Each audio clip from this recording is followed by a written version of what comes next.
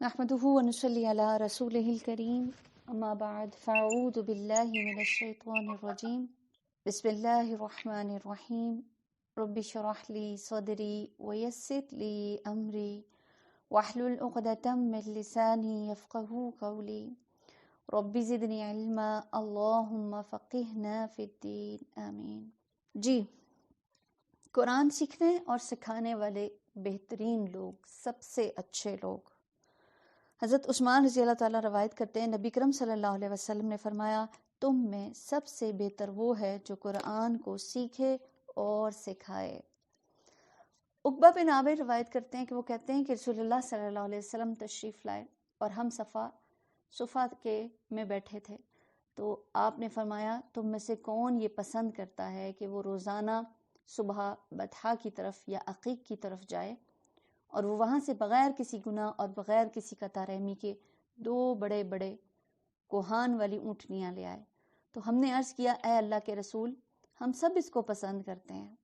آپ صلی اللہ علیہ وسلم نے فرمایا، کیا تم میں سے کوئی صبح مسجد کی طرف نہیں چاہتا کہ وہ اللہ عز و جل کی کتاب کی 2 آیتیں سیکھے یا ان کی قرات کرے؟ یہ اس کے لیے 2 اونٹنیوں سے بہتر ہے، اور 3 اس کے لیے 3 سے بہتر، اور 4 اس کے لیے 4 سے بہتر۔ اس طرح آیات کی تعداد اونٹنیوں کی تعداد سے بہتر ہے۔ تو بات یہ ہے کہ قرآن کی اہمیت کو ہم سمجھتے نہیں ہیں۔ دنیا کے مال کے ساتھ تشبیہ دے کر کہا گیا ہے کہ تم جن چیزوں کو پسند کرتے ہو، اور عربوں کے ہاں اونٹ کی بہت اہمیت تھی، تو کہا جا رہا ہے کہ اگر 1 آیت، 2 آیتیں، 3 آیتیں، جتنی آیتیں پڑھتے ہو وہ اتنے ہی اونٹوں سے بہتر ہیں۔ تو اس لیے کہ قرآن کے پڑھنے والا اور پڑھانے والا سب سے بہترین انسان ہے کہ اس کی سلیکشن سب سے بہتر چیز کے لیے ہو رہی ہے۔ چلیے جی، شروع کرتے ہیں۔ سورت الزمر ہماری چل رہی ہے اور 24 پارہ آج ہمارا آغاز ہوگا۔ اعوذ باللہ من الشیطان الرجیم، بسم اللہ الرحمن الرحیم۔ فمن اظلم ممن كذب على الله وكذب بالصدق اذ جاءه أليس في جهنم مثوى للكافرين والذين جاء بالصدق وصدق به أولئك هم المتقون لهم ما يشاءون عند ربهم ذلك جزاء المحسنين۔ پھر اس شخص سے بڑا ظالم اور کون ہوگا جس نے اللہ پر جھوٹ باندھا اور جب سچائی اس کے سامنے آئی تو اسے جھٹلا دیا۔ کیا ایسے کافروں کے لیے جہنم میں کوئی ٹھکانہ نہیں کہ جہنم ہی اس کا ٹھکانہ ہے؟ ایسا وہ شخص جو جھوٹ باندھتا ہے اللہ پر اور جب اس کے سامنے سچائی آتی ہے تو اس کو بھی جھٹلا دیتا ہے۔ جھوٹ باندھنا کیا؟ یعنی کسی ایسی چیز کو اللہ کی طرف منسوب کرے کہ جو اس کے جلال، اس کی شان کے لائق نہ ہو، یا پھر یہ کہ نبوت کا دعویٰ کرے حالانکہ اللہ نے اس کو نبی نہیں بنایا۔ تو پھر ایسے ہی کہ کوئی شخص جہالت کی بنا پر ایسا کرے کہ وہ اللہ کی شان، اس کی ذات، اس کے اسما کے بارے میں کوئی ایسی بات کرے جس کے بارے میں اس کو علم نہیں ہے، تو ایسے شخص کے بارے میں کہا کیا جا رہا ہے کہ وہ ایسا شخص سب سے بڑا ظالم۔ اور پھر اس سے بڑی بات یہ ہے کہ پھر جب اس کے سامنے حق آتا ہے تو پھر اس کو بھی جھٹلا دیتا ہے۔ اس کا انجام بتا دیا گیا ہے کہ وہ جہنم کے سوا اس کے لیے اور کوئی ٹھکانہ نہیں ہو سکتا۔ اور ہم پڑھ چکے ہیں کہ ظلم ہوتا کیا ہے؟ کسی چیز کو اس کی جگہ سے ہٹا دینا، کسی چیز کو اس کے مقام پر سے اٹھا کر کہیں اور رکھ دینا، اور شرک سب سے بڑا ظلم کہ جو اللہ کا حق ہے، جو اس کا مقام ہے، اس کو وہاں سے ہٹا دینا۔ اور جو شخص سچائی لے کر آیا اور جنہوں نے اس کو سچ مانا وہی عذاب سے بچنے والے ہیں۔ جہنم سے بچنے کی ایک ہی صورت ہے کہ وہ جو جھٹلانے اور جھوٹ بولنے کی کیفیت ہے اس کو بدلا جائے۔ وہ شخص جو سچائی لے کر آیا، سچ بولتا ہے، اور پھر سچائی جب اس کے سامنے آتی ہے تو پھر اس کے اوپر اکڑ نہیں جاتا، اس کو فوراً مان لیتا ہے، وہی شخص دراصل عذاب سے بچنے والا ہے۔ کیا ہے نا کہ سچ اللہ کو بہت پسند ہے۔ آپ صلی اللہ علیہ وسلم فرمایا، یقیناً سچ نیکی کی طرف رہنمائی کرتا ہے اور نیکی جنت کی طرف لے جاتی ہے۔ آدمی مسلسل سچ بولتا رہتا ہے یہاں تک کہ اللہ کے ہاں صدیق لکھ دیا جاتا ہے۔ تو اللہ تعالیٰ ہم سب کو صدیقین میں شامل کرے. اور اس کے لیے کیا ضرورت ہے؟ سچ بولنے کی اور سچ کی تصدیق کرنے کی. کیونکہ بعض اوقات انسان سچ تو بولتا ہے لیکن مانتا نہیں ہے، سچ ایکسیپٹ اس صورت میں کر رہا ہے لیکن اس کی تصدیق اس لیے نہیں کرتا کہ بعض اوقات ضد، انا، تکبر انسان کو ان چیزوں کو ماننے نہیں دیتی. تو یہاں کہا گیا ہے کہ سچ بولنے والا، سچ کی تصدیق کرنے والا، اس کا نام آخرت میں صدیقین میں لکھ دیا جاتا ہے. اور بلا شبہ جھوٹ برائی کی طرف رہنمائی کرتا ہے اور برائی آگ کی طرف لے جاتی ہے. اور آدمی مسلسل جھوٹ بولتا رہتا ہے یہاں تک کہ اس کا نام جھوٹوں میں لکھ دیا جاتا ہے. پھر فرمایا لَهُم مَا يَشَاءُونَ عِندَ رَبِّهِمْ وَالَّذِينَ جَاءَ بِالصِّدْقِ وَصَدَقَ بِهِ أُولَٰئِكَ هُمُ الْمُتَّقُونَ. کہ متقین یا جو لوگ بچنے والے ہیں وہ کیا ہیں؟ وہ ہمیشہ سچ بولتے ہیں اور سچ کی تصدیق کرتے ہیں. انہیں اپنے رب کے ہاں وہ سب کچھ ملے گا جس کی وہ خواہش کریں گے. تو پھر متقین کون ہوں گے؟ جن کو جنت میں ہر ان کی خواہش پوری کی جائے گی.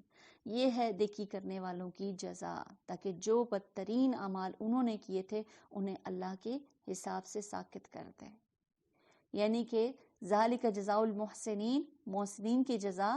اور پھر ساتھ میں ان کے لیے کیا ہے کہ اللہ تعالیٰ ان کے برائیوں کو ان سے دور کر دے گا. تو محسنین یا محسن کون ہوتا ہے؟ وہ جس کے اندر اخلاص ہو اور وہ اللہ کی عبادت ایسے کرتا ہے جیسے اس کو دیکھ رہا. وہ حدیث جبرائیل تھی نا جس میں آپ صلی اللہ علیہ وسلم سے سوال کیا گیا تھا کہ احسان کیا ہوتا ہے. جبرائیل علیہ السلام سے سوال کیا تھا نبی پاک صلی اللہ علیہ وسلم نے. تو پھر انہوں نے کہا تھا کہ تم اللہ کی ایسی عبادت کرو جیسے تم اللہ کو دیکھتے ہو. یعنی محسن جو ہے نا وہ اپنے رویے میں مخلص ہو جاتا ہے. پھر محسن وہ بھی ہوتا ہے جو دوسروں کو ان کے حق سے زیادہ دیتا ہے. تو ہر طرح کی نیکی احسان کہلاتی ہے. تو ایسے لوگوں کے لیے کیا کہا جا رہا ہے کہ ان سے ان کی برائیاں دور کر دی جائیں گی. یعنی کہ چاہے کوئی مومن ہے، متقی ہے، محسن ہے، لیکن کہیں نہ کہیں کمی ہو جاتی ہے. ممکن ہی نہیں ہے کہ کسی سے کوئی غلطی ہو. تو یہ وہ صورت ہے کہ جب انسان سے ساری اس کے برائیاں اس سے دور کر دی جائیں گی. اور وہ جو بہترین اعمال وہ کرتے رہے ان کے لحاظ سے ان کو اجر عطا فرمائے گا.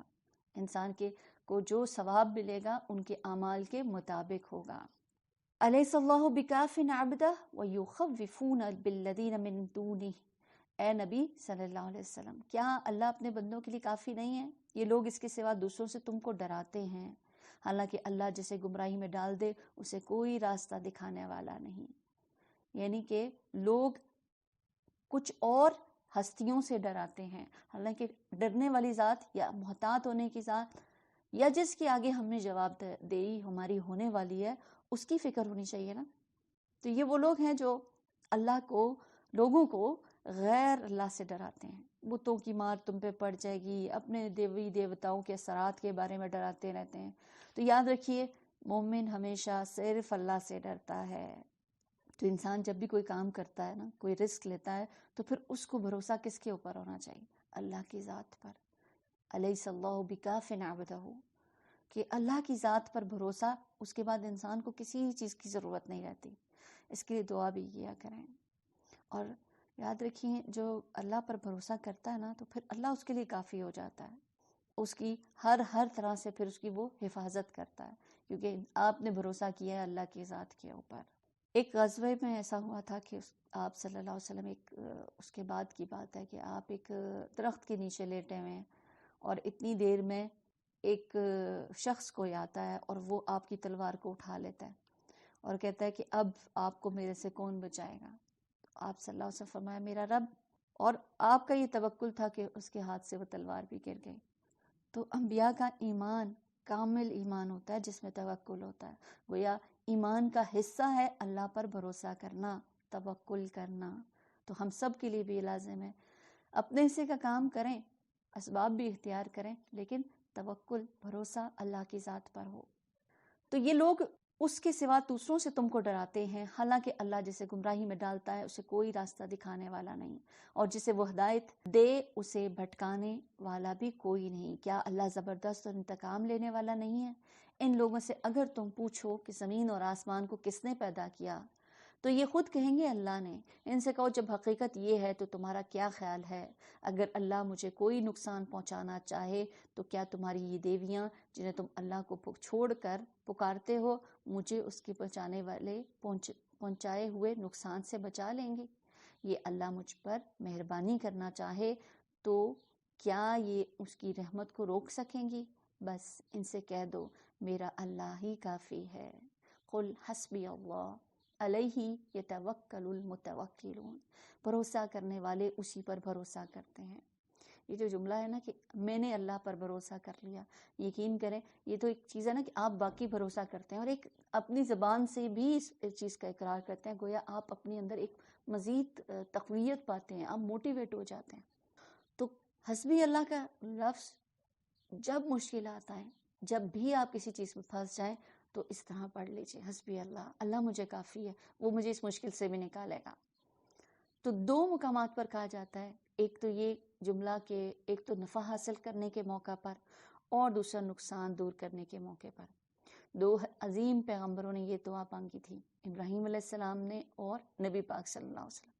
ابراہیم علیہ السلام نے کب یہ کلمہ پڑھا تھا کہ جب ان کو آگ میں پھینکا جا رہا تھا، اور نبی پاک صلی اللہ علیہ وسلم نے اس وقت کہا تھا جب لوگ آپ کو ڈرانے کے لیے آ گئے تھے اور آپ نے کہا تھا میرے لیے اللہ کافی ہے. ان سے صاف کہو اے میری قوم کے لوگوں تم اپنی جگہ اپنا کام کیے جاؤ، میں اپنا کام کرتا رہوں گا. ان قریب تمہیں معلوم ہو جائے گا کس پر رسوا کن عذاب آتا ہے اور کسے وہ سزا ملتی ہے جو کبھی ٹلنے والی ہی نہیں. تو دنیا میں اور آخرت کی رسوائیاں کس شکل میں؟ کہ عذاب کی شکل میں. اور دنیا میں بھی ہم دیکھتے ہیں کہ مکی صورت ہے اور یہاں بات بھی توحید کی اور کفار مکہ کی ہو رہی ہے، تو ان کے ساتھ دنیا میں کس طرح سے ذلت اور رسوائی کا ان کے اوپر گزری، کہ کس طرح ان کو قتل کیے گئے، قیدی بنایا گیا، بھوک قحط ہر طرح کی چیز میں مبتلا ہوئے، اور کس طرح غزوہ بدر میں ان لوگوں کو قتل کیا گیا. تو انسان کو ہمیشہ اللہ سے اپنے گناہوں کی وجہ سے جو سزا آنے والی ہے نا اس سے بچنے کی فکر کرنی چاہیے، اس کے لیے دعا کرنی چاہیے. اِنَّا أَنزَلْنَا عَلَيْكَ الْكِتَابَ لِلنَّاسِ بِالْحَقِّ فَمَنِ اهْتَدَىٰ فَلِنَفْسِهِ وَمَنْ ضَلَّ فَإِنَّمَا يَضِلُّ عَلَيْهَا وَمَا أَنْتَ عَلَيْهِمْ بِوَكِيلٍ. آیت نمبر 41 سورۃ الزمر. اے نبی صلی اللہ علیہ وسلم ہم نے سب انسانوں کے لیے یہ کتاب برحق تم پر نازل کر دی ہے. اب جو سیدھا راستہ اختیار کرے گا اپنے لیے ہی کرے گا، اور جو بھٹکے گا اس کے بھٹکنے کا وبال اسی پر ہوگا، تم ان کے ذمہ دار نہیں ہو. یعنی حقائق واضح کر دیے گئے ہیں، راستہ بھی سامنے دکھا دیا. اب اگر کوئی اپنی مرضی سے اپنی سلیکشن کے ساتھ کس راستے کو سلیکٹ کرتا ہے تو پھر یہ اب اس کے اپنے اوپر ہے کہ وہ کس انجام تک پہنچنا چاہتا ہے.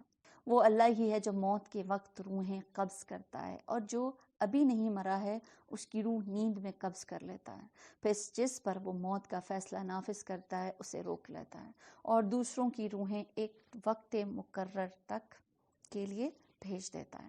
تو یہاں بات کی جا رہی ہے کہ موت کے وقت روحیں قبض کر لی جاتی ہیں، یعنی کہ یہاں اشارہ ہے کہ نیند جس کو کہا جاتا ہے نا موت کی بہن، کہ موت کا ہی ایک تجربہ ہوتی ہے یہ نیند، کہ نیند میں ایک انسان کی روح چلی جاتی ہے جس کی وجہ سے نہ انسان سن سکتا ہے، نہ کچھ بولتا ہے، نہ کچھ کام کرتا ہے، اور بعض اوقات مرے ہوئے لوگوں سے بھی جا کر ملتا ہے. وہ جو روح نکلتی ہے نا وہ ٹریول کرتی ہے، وہ مختلف جگہوں پر مختلف چیزوں کا مشاہدہ کرتی ہے. تو جب اللہ تعالیٰ موت کا فیصلہ کر لیتا ہے تو اس کی وہ روح واپس نہیں لوٹائی جاتی بلکہ دوسری روح بھی اس کی نکال لی جاتی ہے. اس میں کہا جا رہا ہے کہ بہت بڑی نشانیاں ہیں ان لوگوں کے لیے جو غور و فکر کرتے ہیں. نیند میں نشانیاں ہیں. مقاتل کہتے ہیں کہ اس میں ان لوگوں کے لیے نشانیاں ہیں کہ جو قیامت کے دن قبروں میں اٹھنے پر غور و فکر کرتے ہیں. جیسے جاگتے وقت اللہ روح کو دوبارہ بھیج دیتا ہے، اسی طرح قبروں سے اٹھا کھڑا کرے گا. کہ آج جیسے ہم رات کو سوتے ہیں اور صبح میں جاگ جاتے ہیں اور اللہ اس روح کو جو نکال دیتا ہے اور جس کی وجہ سے آپ ایک سکون کی کیفیت میں رات کو بسر کرتے ہیں اور صبح اللہ تعالیٰ واپس اس روح کو ڈال دیتے ہیں، ایسے ہی مشاہدہ کرایا جا رہا ہے کہ انسان غور و فکر کرے. جیسے فوت ہو گیا مرنے کے بعد وہ ایسے ہی قبر میں اٹھایا جائے گا. اور پھر یہ جو روح ہے نا یہ بذات خود اللہ کی بہت بڑی نشانی ہے. کس طرح ماں کی پیٹ میں بچے میں آ جاتی ہے اور جب نکلنی ہوتی ہے تو بھی کسی کو پتہ نہیں چلتا، اتنی خاموشی کے ساتھ. نبی پاک صلی اللہ علیہ وسلم کا طریقہ کہ رات کو جب سوتے تھے تو وہ بھی دعا پڑھتے تھے، اللہم بسمک اموت واحیا، الہی تیرے نام سے مرتا اور زندہ ہوتا ہوں. اب یہاں واقعی ہم مر تھوڑے ہی رہے ہیں یا جی تھوڑے ہی رہے ہیں، لیکن حقیقت وہی بات سمجھانے کی کوشش کہ ہمارا یہ سونا دراصل موت کے قریب کر دیتا ہے، اور پھر ہمارا جاگنا، ہماری دوبارہ سے اپنی زندگی کی روٹین پر آ جانا، گویا انسان کو زندگی مل جاتی ہے. اور آپ صلی اللہ علیہ وسلم کے سونے کا طریقہ کیا ہوتا تھا کہ رات کو اپنے دائیں پہلو پر لیٹتے، اپنا دایاں ہاتھ اپنے دائیں کال کے نیچے رکھتے اور پھر دعا پڑھتے تھے، اللہم بسمک اموت واحیا. اسی طرح اللہ تعالیٰ آپ کی رات میں آپ کی حفاظت کے دعا کیا پڑھتے تھے، بسمک ربی وضعت جنبی وبک ارفعہ ان امسکت نفسی فارحمها وان ارسلتها فاحفظها بما تحفظ به عبادك الصالحین. میرے رب، تیرے نام سے میں نے اپنا پہلو رکھا، تیری ہی نام سے اٹھوں گا. اگر تو نے میری جان کو روک لیا تو اس پر رحم کرنا، اور اگر اس کو چھوڑ دیا تو اس کی حفاظت ایسے کرنا جس طرح تم اپنے نیک بندوں کی حفاظت کرتا ہے. تو گویا نیک لوگوں کی حفاظت کی جاتی ہے، جس کے لیے دعا مانگی جا رہی ہے، اللہ تعالیٰ میں واپس اگر زندہ رہوں تو میری حفاظت کرنا، جیسے کہ نیک لوگوں کی حفاظت کی جاتی ہے. تو گویا یہ وہ پریکٹس ہے جس کو ہم روز کرتے ہیں، لیکن پھر بھی ہمیں موت اور حیات کے فلسفے کو کی سمجھ نہیں آتی. ام اتخذوا من دون اللہ شفعاء قل اولو كانوا لا يملكون شيئا ولا يعقلون، آیت نمبر 43 سورۃ الزمر. کیا اس خدا کو چھوڑ کر ان لوگوں نے دوسروں کو شفیع بنا رکھا ہے؟ ان سے کہو کیا وہ شفاعت کریں گے خواہ ان کی اختیار میں کچھ نہ ہو اور وہ سمجھتے بھی نہ ہو؟ کہو شفاعت ساری کی ساری اللہ کے اختیار میں ہے.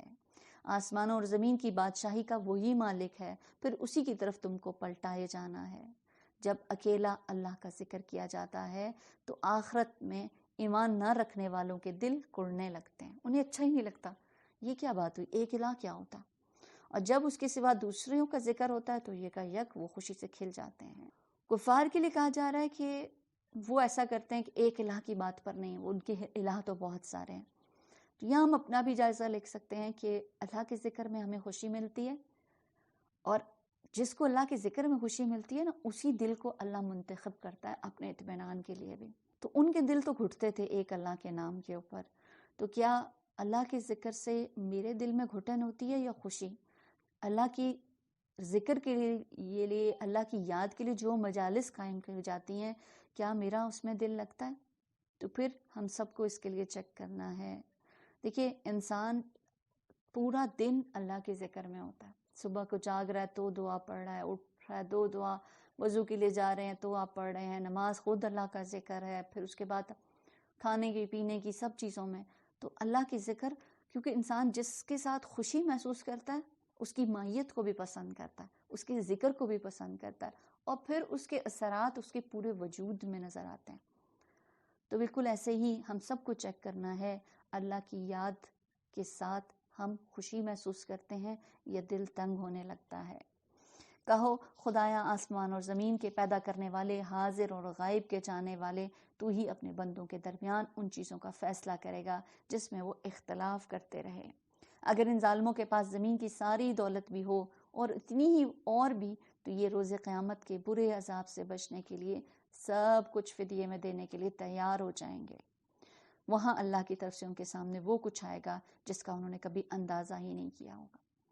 آج ہم حق کو مانتے نہیں، حق پر چلنا مشکل لگتا ہے کہ دنیا چھوڑنی پڑتی ہے، اور یا پھر یہ کہا جائے کہ جب اللہ کا حکم آتا ہے کہ خرچ کرو تو اس وقت خرچ کرنا بہت مشکل لگتا ہے. لیکن کل سوچیے کہ ایسی کیفیت ہوگی کہ انسان کہے گا سب کچھ لے لو، بس مجھے بچا دو، مجھے چھوڑوا دو، مجھے چھوڑ دیا جائے. لیکن ایسا کچھ بھی نہیں ہوگا.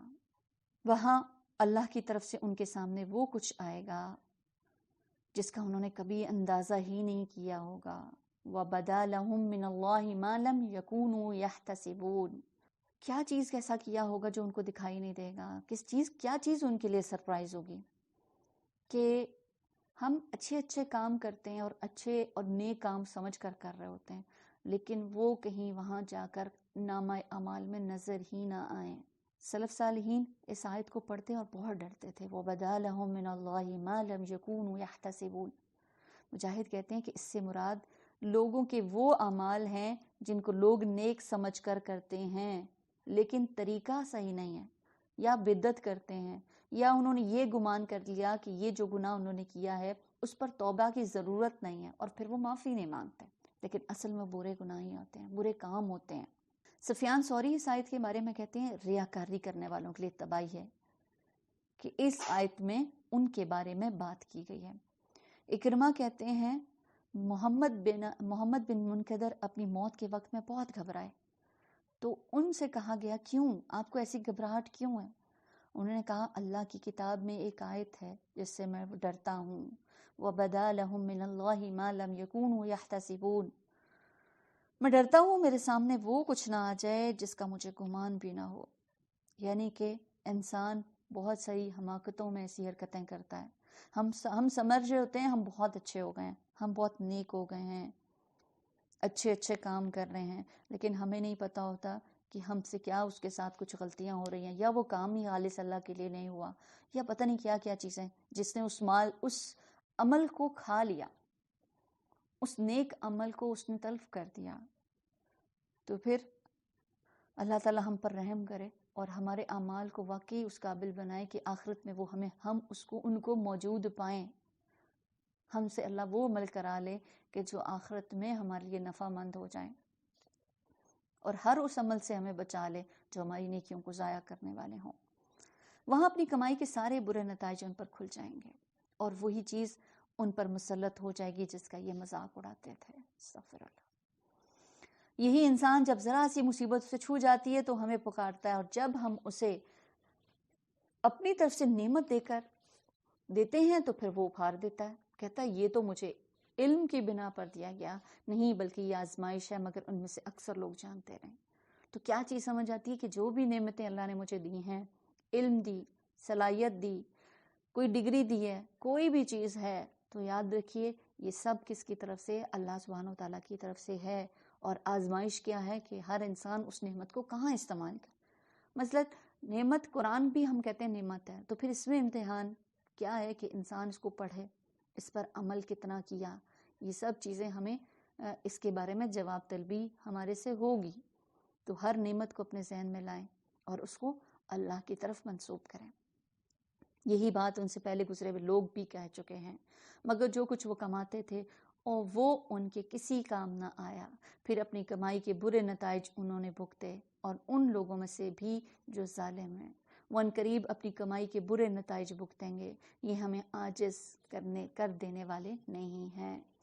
کیا انہیں معلوم نہیں ہے کہ اللہ جس کا رزق کشادہ کر دیتا ہے اور جس کا چاہتا ہے تنگ کر دیتا ہے؟ اس میں نشانیاں ہیں ان لوگوں کے لیے جو ایمان لاتے ہیں۔ قُلْ يَا عِبَادِيَ الَّذِينَ أَسْرَفُوا عَلَىٰ أَنفُسِهِمْ لَا تَقْنَطُوا مِن رَحْمَةِ اللَّهِ إِنَّ اللَّهَ يَغْفِرُ الذُّنُوبَ جَمِيعًا إِنَّهُ هُوَ الْغَفُورُ الرَّحِيمُ۔ بہت امید دلانے والی آیت ہے۔ اے نبی کہہ دو کہ اے میرے بندو، اللہ سبحانہ تعالیٰ کتنے پیار سے مخاطب کر رہے ہیں مجھے اور آپ کو، اے میرے بندو جنہوں نے اپنی جانوں پر زیادتی کی ہے، اللہ کی رحمت سے مایوس نہ ہو۔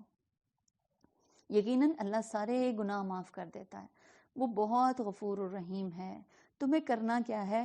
پلٹ آؤ اپنے رب کی طرف اور متی بن جاؤ قبل اس کے کہ تم پر عذاب آئے، پھر وہ کہیں سے تمہیں مدد نہ مل سکے۔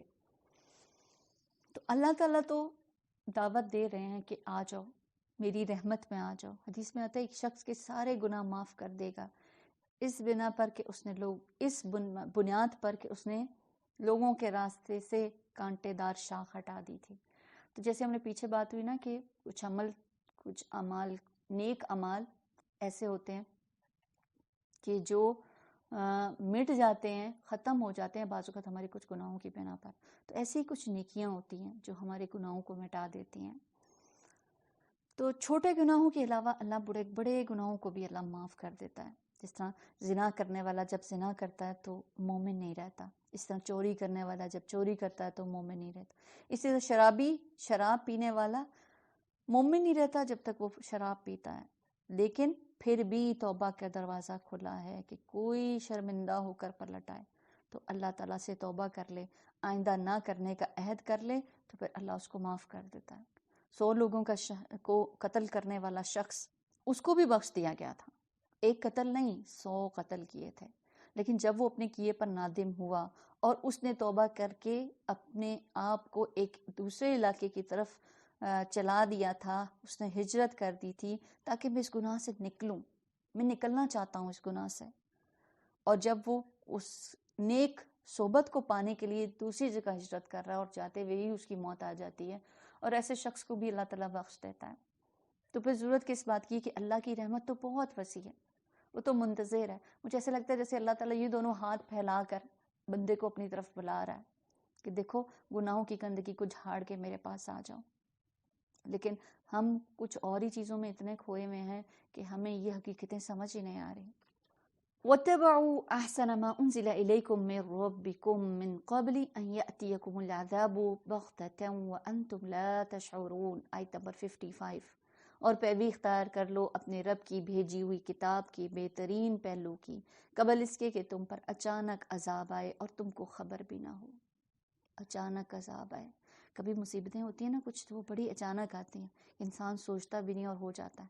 اسی طرح ہمیں نہیں پتا کہ کس وقت اچانک موت آ جائے اور ہماری روح نکال لی جائے، تو اس وقت کے آنے سے پہلے ہم اس مدت، مہلت، اس وقت سے فائدہ اٹھا لیں۔ کہیں ایسا نہ ہو کہ بعد میں کوئی شخص کہے افسوس میری اس تقصیر پر، میری اس کمی اور کوتاہی پر جو میں نے اللہ کی جناب میں کی، بلکہ میں تو الٹا مذاق اڑانے والوں میں سے تھا، یا کہے گا کاش اللہ نے مجھے ہدایت بخشی ہوتی تو میں بھی متقیوں میں ہوتا، یا عذاب دیکھ کر کہے کاش مجھے ایک موقع اور مل جائے اور میں بھی نیک عمل کرنے والوں میں شامل ہو جاؤں، اور اس وقت اسے یہ جواب ملے گا کیوں نہیں، میری آیات تمہارے پاس آ چکی تھی، پھر تم نے انہیں جھٹلایا اور تکبر کیا اور تو کافروں میں سے تھا۔ آج جن لوگوں نے خدا پر جھوٹ باندھے ہیں، قیامت کے روز تم دیکھو گے کہ ان کے منہ کالے ہوں گے۔ شروع میں بات کی تھی نا کہ جھوٹ باندھنے والے کون ہیں؟ ظالم، اور یہاں ان کا انجام بتا دیا کہ ان ظالموں کے ساتھ کیا ہوگا کہ قیامت کے روز تم ان کو اس حالت میں دیکھو گے کہ ان کے چہروں پر سیاہی ہوگی۔ کیا جہنم میں متکبروں کے لیے کافی جگہ نہیں ہے؟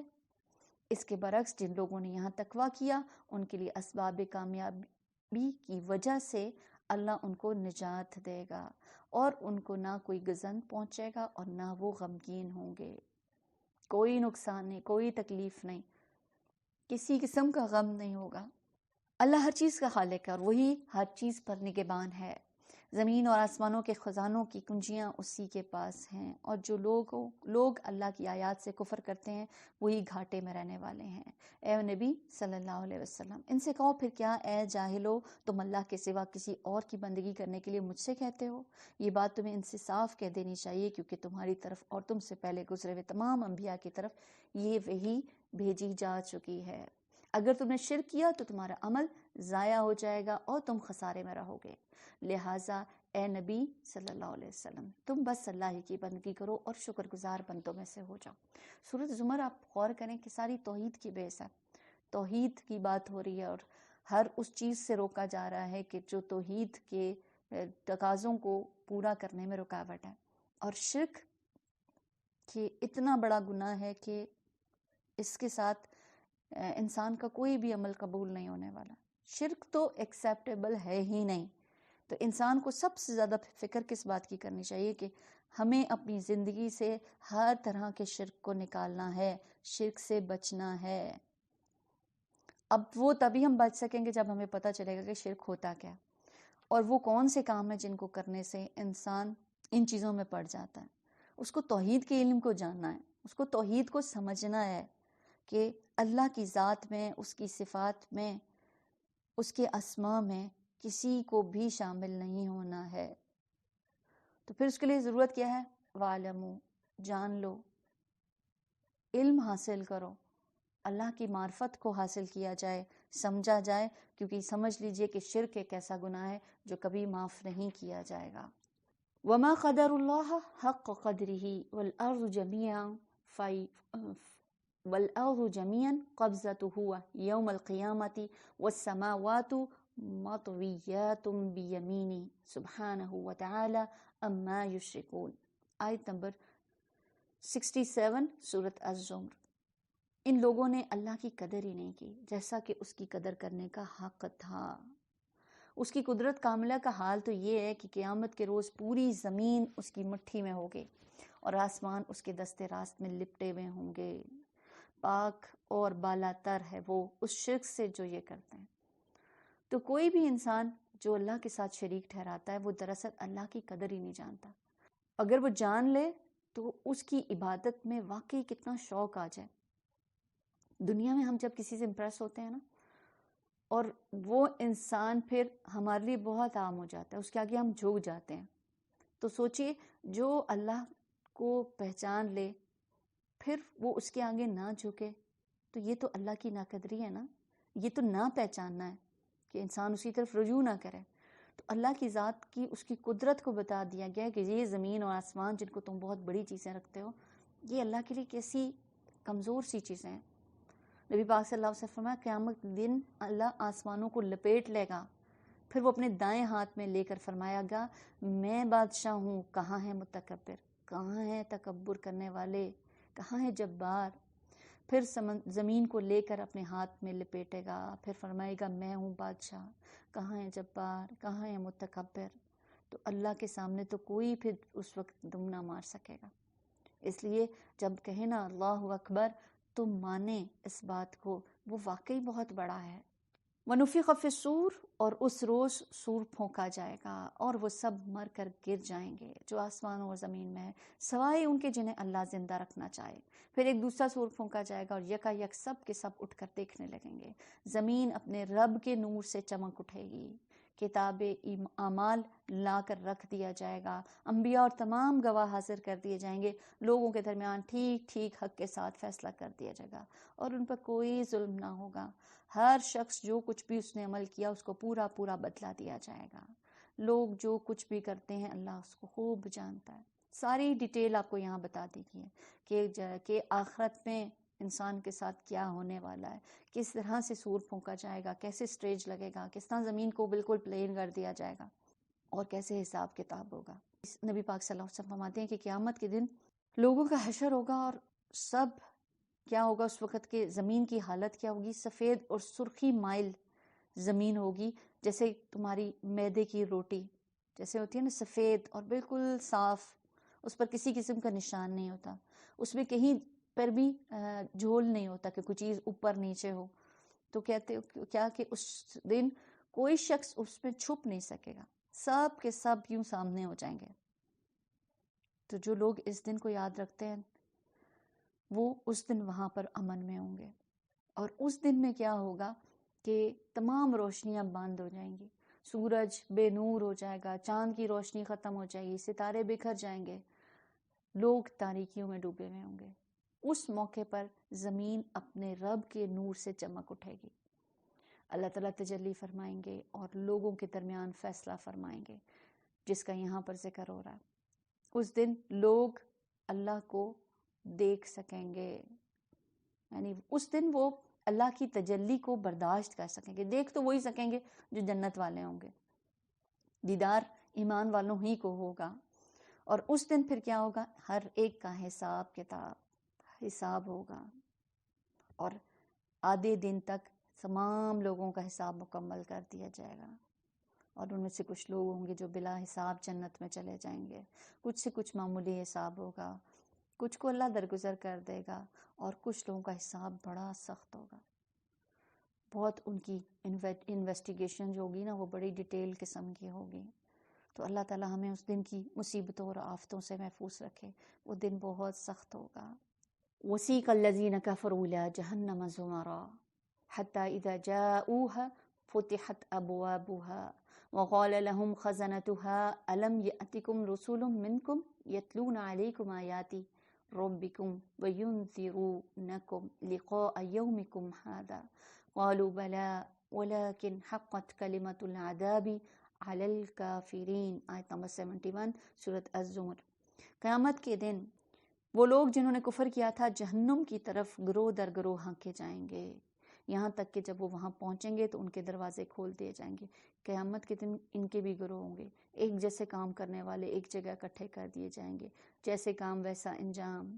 کافروں کے مختلف گروہ جس طرح کے جرم کیے ہوں گے نا، انہی قسم کے مخصوص دروازوں سے داخل کیے جائیں گے۔ جیسے متقین کے لیے الگ الگ گروہ بنائے جائیں گے، ان کے مقربین کے، ان کے متقین کے، اس طرح سے صالحین کے ان کے گروپ ہوں گے، اسی طرح کافروں کے بھی ہوں گے۔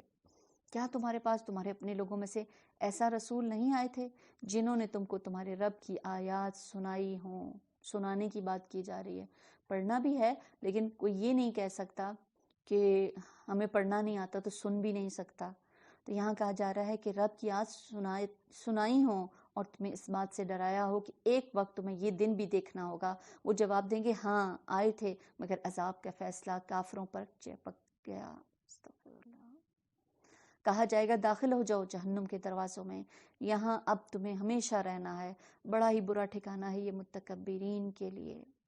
لیکن ان کے مقابلے میں دوسری طرف وسیق الذین اتقوا ربہم الی الجنۃ زمرا، وہ لوگ اپنے رب کی نافرمانی سے پرہیز کرتے تھے، انہیں گروہ در گروہ جنت کی طرف لے جایا جائے گا، یہاں تک کہ جب وہ وہاں پہنچیں گے اور اس کے دروازے پہلے ہی کھولے جا چکے ہوں گے تو ان کے منتظمین ان کو کیا کہیں گے؟ سلام، سلام علیکم، بہت اچھے رہے، واہ خوب، بہت اچھا کام کر کے آئے ہو، داخل ہو جاؤ اس میں ہمیشہ کے لیے۔ وہ کہیں گے کہ شکر ہے اس خدا کا جس نے ہمارے ساتھ اپنا وعدہ سچا کر دیا اور ہم کو زمین کا وارث بنا دیا، اب ہم جنت میں جہاں چاہیں اپنی جگہ بنا سکتے ہیں، بس بہترین اجر ہے عمل کرنے والوں کے لیے۔ تو جنتی بھی جنت میں گروہوں کی شکل میں جائیں گے، اور مومنوں کے لیے کیا ہوگا؟ تقوی کے اعتبار سے ان کے لیولز، ان کے اس تقوی کی بنیاد پر ان کے گروہ بنائے جائیں گے۔ ابو ہریرہ سے مروی ہے، نبی پاک صلی اللہ علیہ وسلم فرمایا پہلی جماعت جو جنت میں داخل ہوگی اس کے چہرے 14ویں کے چاند کی طرح چمک رہے ہوں گے۔ پہلے جانے والے ہیں یقیناً سابقون میں سے ہی ہوں گے، اور جو ان کے بعد داخل ہوں گے ستاروں کی طرح چمکنے والے ہوں گے، ان سب کے دل الفت اور محبت میں ایک دل کی طرح ہوں گے۔ تو پھر ایسے لوگ کیا ہوں گے؟ جو ان کو جو وہ چاہیں گے نا وہ وہاں پر ان کو ملے گا، بس اجر ہے عمل کرنے والوں کے لیے۔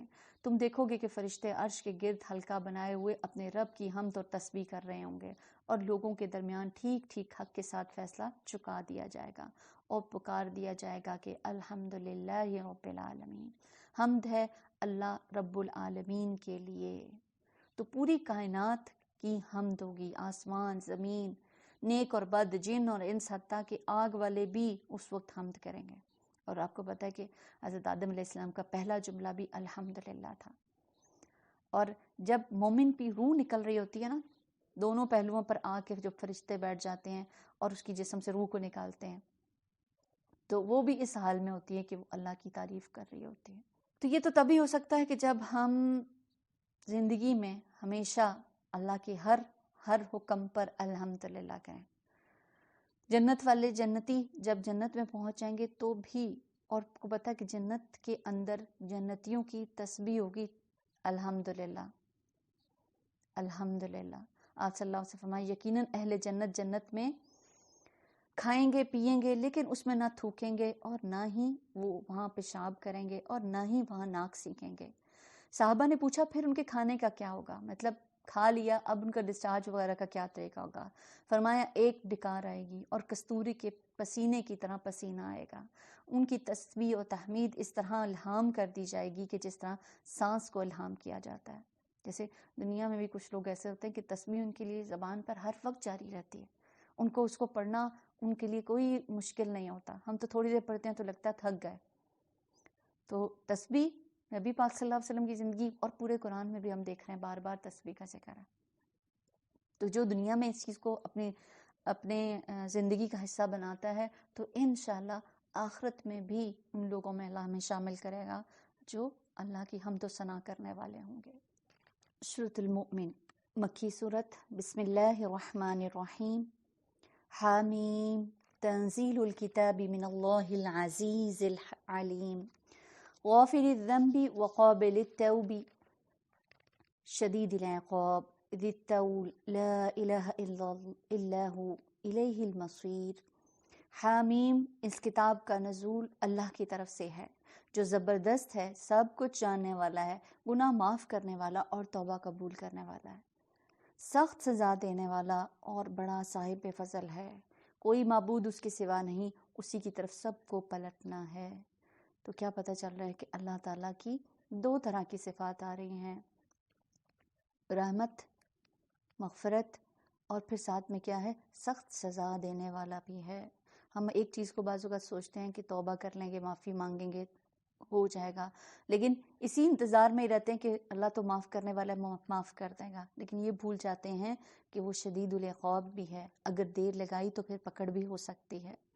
اللہ کی آیات میں جھگڑے نہیں کرتے مگر صرف وہ لوگ جنہوں نے کفر کیا، اس کے لیے دنیا کے ملکوں میں ان کی چلت پھرت تمہیں کسی دھوکے میں نہ ڈالے۔ ان سے پہلے نوح کی قوم بھی جھٹلا چکی ہے، اس کے بعد بہت سے دوسرے جتھوں نے بھی یہ کام کیے ہیں۔ ہر قوم اپنے رسول پر جھپٹی تاکہ اسے گرفتار کرے، ان سب نے باطل کے ہتھیاروں سے حق کو نیچا دکھانے کی کوشش کی، مگر آخر کار میں نے ان کو پکڑ لیا، پھر دیکھ لو کہ میری سزا کیسی سخت تھی۔ اس طرح تیرے رب کا یہ فیصلہ بھی ان سب لوگوں پر چسپاں ہو گیا جو کفر کے مرتکب ہیں اور وہ واصل جہنم ہونے والے ہیں۔ الذين يحملون العرش ومن حوله يسبحون بحمد ربهم ويؤمنون به ويستغفرون للذين آمنوا۔ عرش الہی کے حامل فرشتے اور وہ جو عرش کے گرد و پیش نظر حاضر ہوتے ہیں، سب اپنے رب کے حمد کے ساتھ اس کی تسبیح کر رہے ہیں اور اس پر ایمان رکھتے ہیں، ایمان لانے والوں کے حق میں دعائے مغفرت کرتے ہیں۔ وہ کہتے ہیں اے ہمارے رب، تو اپنی رحمت اور اپنے علم کے ساتھ ہر چیز پر چھایا ہوا ہے، بس معاف کر دے اور عذاب دوزخ سے بچا لے ان لوگوں کو جنہوں نے توبہ کی اور تیرا راستہ اختیار کر لیا۔ حامل عرش وہ فرشتے جنہوں نے عرش کو اٹھایا ہوا ہے، ان کے بارے میں کیا آتا ہے کہ آپ صلی اللہ علیہ وسلم فرمایا مجھے یہ اجازت دے دی گئی ہے کہ اللہ کے عرش کو اٹھانے والوں میں سے کسی فرشتے کے بارے میں بیان کروں کہ وہ کیسا ہے، کہ اس کے کانوں کی لو سے کندھے تک اس کے درمیان کا فاصلہ 700 سال کی مسافت جتنا ہے۔ تو اندازہ کریں کہ پھر وہ فرشتہ خود کتنا بڑا ہوگا، اور پھر جس چیز کو اٹھایا ہوا ہے عرش کو، وہ کتنا بڑا ہوگا۔ عرش ساری مخلوقات میں سے زمین، آسمان، کرسی، ہر چیز سے بڑا ہے۔ تو یہاں حاملین عرش والوں کی بارے میں کہا جا رہا ہے کہ وہ دعائیں کرتے ہیں، وہ فرشتے دعائیں کرتے ہیں مومنوں کے لیے، ایمان لانے والوں کے لیے۔ تو کچھ ایسے اعمال جن کی وجہ سے فرشتے ہمارے لیے دعائیں کرتے ہیں، اگر ہم ان کو دیکھیں تو شاید ہم بھی وہ عمل کرنے والے ہوں کہ ہمیں بھی ان کی دعائیں مل جائیں، کہ ایمان والے فرشتے ایمان والوں سے محبت کرتے ہیں، اور ان کی محبت کا اظہار یہ کہ وہ آپ کے لیے پھر دعائیں کرتے ہیں۔ اس میں کیا ہے کہ نماز کے بعد جائے نماز پر بیٹھے رہنا، کہ اس وقت میں فرشتے ان لوگوں کے لیے دعا کرتے ہیں، اللہم اغفر لہ وارحمہ، کہ اللہ تعالیٰ ان کو معاف کر دینا، ان پر رحم کرنا۔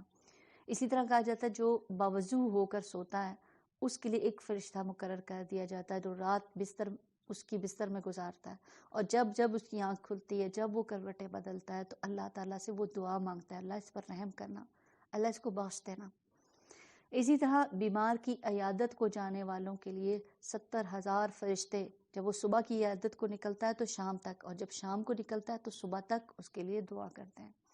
پھر لوگوں کو خیر کی بات بتانے والے، چاہے وہ اولاد کو سنا رہے ہیں، آپ پڑھا رہے ہیں، سمجھا رہے ہیں، کسی اور دوست ہے، کوئی آپ کے اسٹوڈنٹس ہیں یا کوئی بھی، آپ صلی اللہ علیہ وسلم یقیناً اللہ اور اس کے تمام فرشتے، اہل زمین اور آسمان، چونٹیاں اپنے سوراخوں میں، مچھلیاں پانی میں، اس شخص کے لیے دعائیں خیر کرتے ہیں جو پڑھتا پڑھاتا ہے۔ تو پھر ان سب کے لیے طرف سے دعائیں، اب اللہ سبحانہ تعالیٰ تو دعا نہیں، اللہ کی رحمت ہوتی ہے، اور فرشتے اور تمام اہل زمین اس کے لیے اس کے حق میں دعائیں کرتے ہیں۔ پھر کہا جاتا ہے کہ سحری کرنے والوں پر اللہ کی خاص رحمت ہوتی ہے، فرشتے ان کے لیے دعائیں کرتے ہیں۔ اور پھر یہ بھی کہ اگر آپ کسی کی غیر موجودگی میں اس کے لیے دعا کرتے ہیں نا، تو پھر فرشتے کہتے ہیں اللہ تعالیٰ جو یہ دعا مانگ رہا ہے پہلے اس کے اپنے حق میں قبول فرما لینا۔ تو یہاں تو واضح کر دیا گیا کہ فرشتے مومنوں کے لیے دعا کرتے ہیں، اور ان دعاؤں کے مستحق ہونے کے لیے ہمیں بھی کچھ ایسا عمل کرنا ہے انشاءاللہ تعالیٰ۔ تو کیا کہتے ہیں، پس معاف کر دے اور عذاب دوزخ سے بچا لے ان لوگوں کو جنہوں نے توبہ کی ہے، تیرا راستہ اختیار کر لیا اے ہمارے رب، اور داخل کر ان کو ہمیشہ رہنے والی ان جنتوں میں جن کا تو نے ان سے وعدہ کیا ہے، اور ان کے والدین اور بیویوں اور اولادوں میں سے جو صالح ہیں ان کو بھی وہاں ان کے ساتھ پہنچا دے، تو بلا شبہ قادر مطلق اور حکیم ہے۔ دیکھیے کتنی پیاری دعا ہے، کوئی اور انسان ہمیں یوں دعا دینا تو ہم اس کے شکر گزار ہوں کہ انسان کی سب سے جو محبوب ہستیاں ہوتی ہیں نا، اس کے ولی اس کے والدین ہوتے ہیں، اس کے شوہر یا بیویاں زوج ہو سکتے ہیں، یا پھر اس سب سے زیادہ اہم تو اولاد ہی ہوتی ہے۔ تو ان سب کے لیے کہا جا رہا ہے کہ اللہ ان سب کو جنت میں پہنچا دینا۔ وَقِهِمُ السَّيِّئَاتِ، اور بچا لے ان کو برائیوں سے، جس کو تو نے قیامت کے دن برائیوں سے بچا لیا اس پر تو نے بڑا رحم کیا، یہ بہت بڑی کامیابی ہے۔ ذَلِكَ هُوَ الْفَوْزُ الْعَظِيمُ ان الذين كفروا ينادون لمقت الله اکبر من مقتكم انفسكم اذ تدعون الى الايمان فتكفرون، آیت نمبر 10 سورۃ المؤمن۔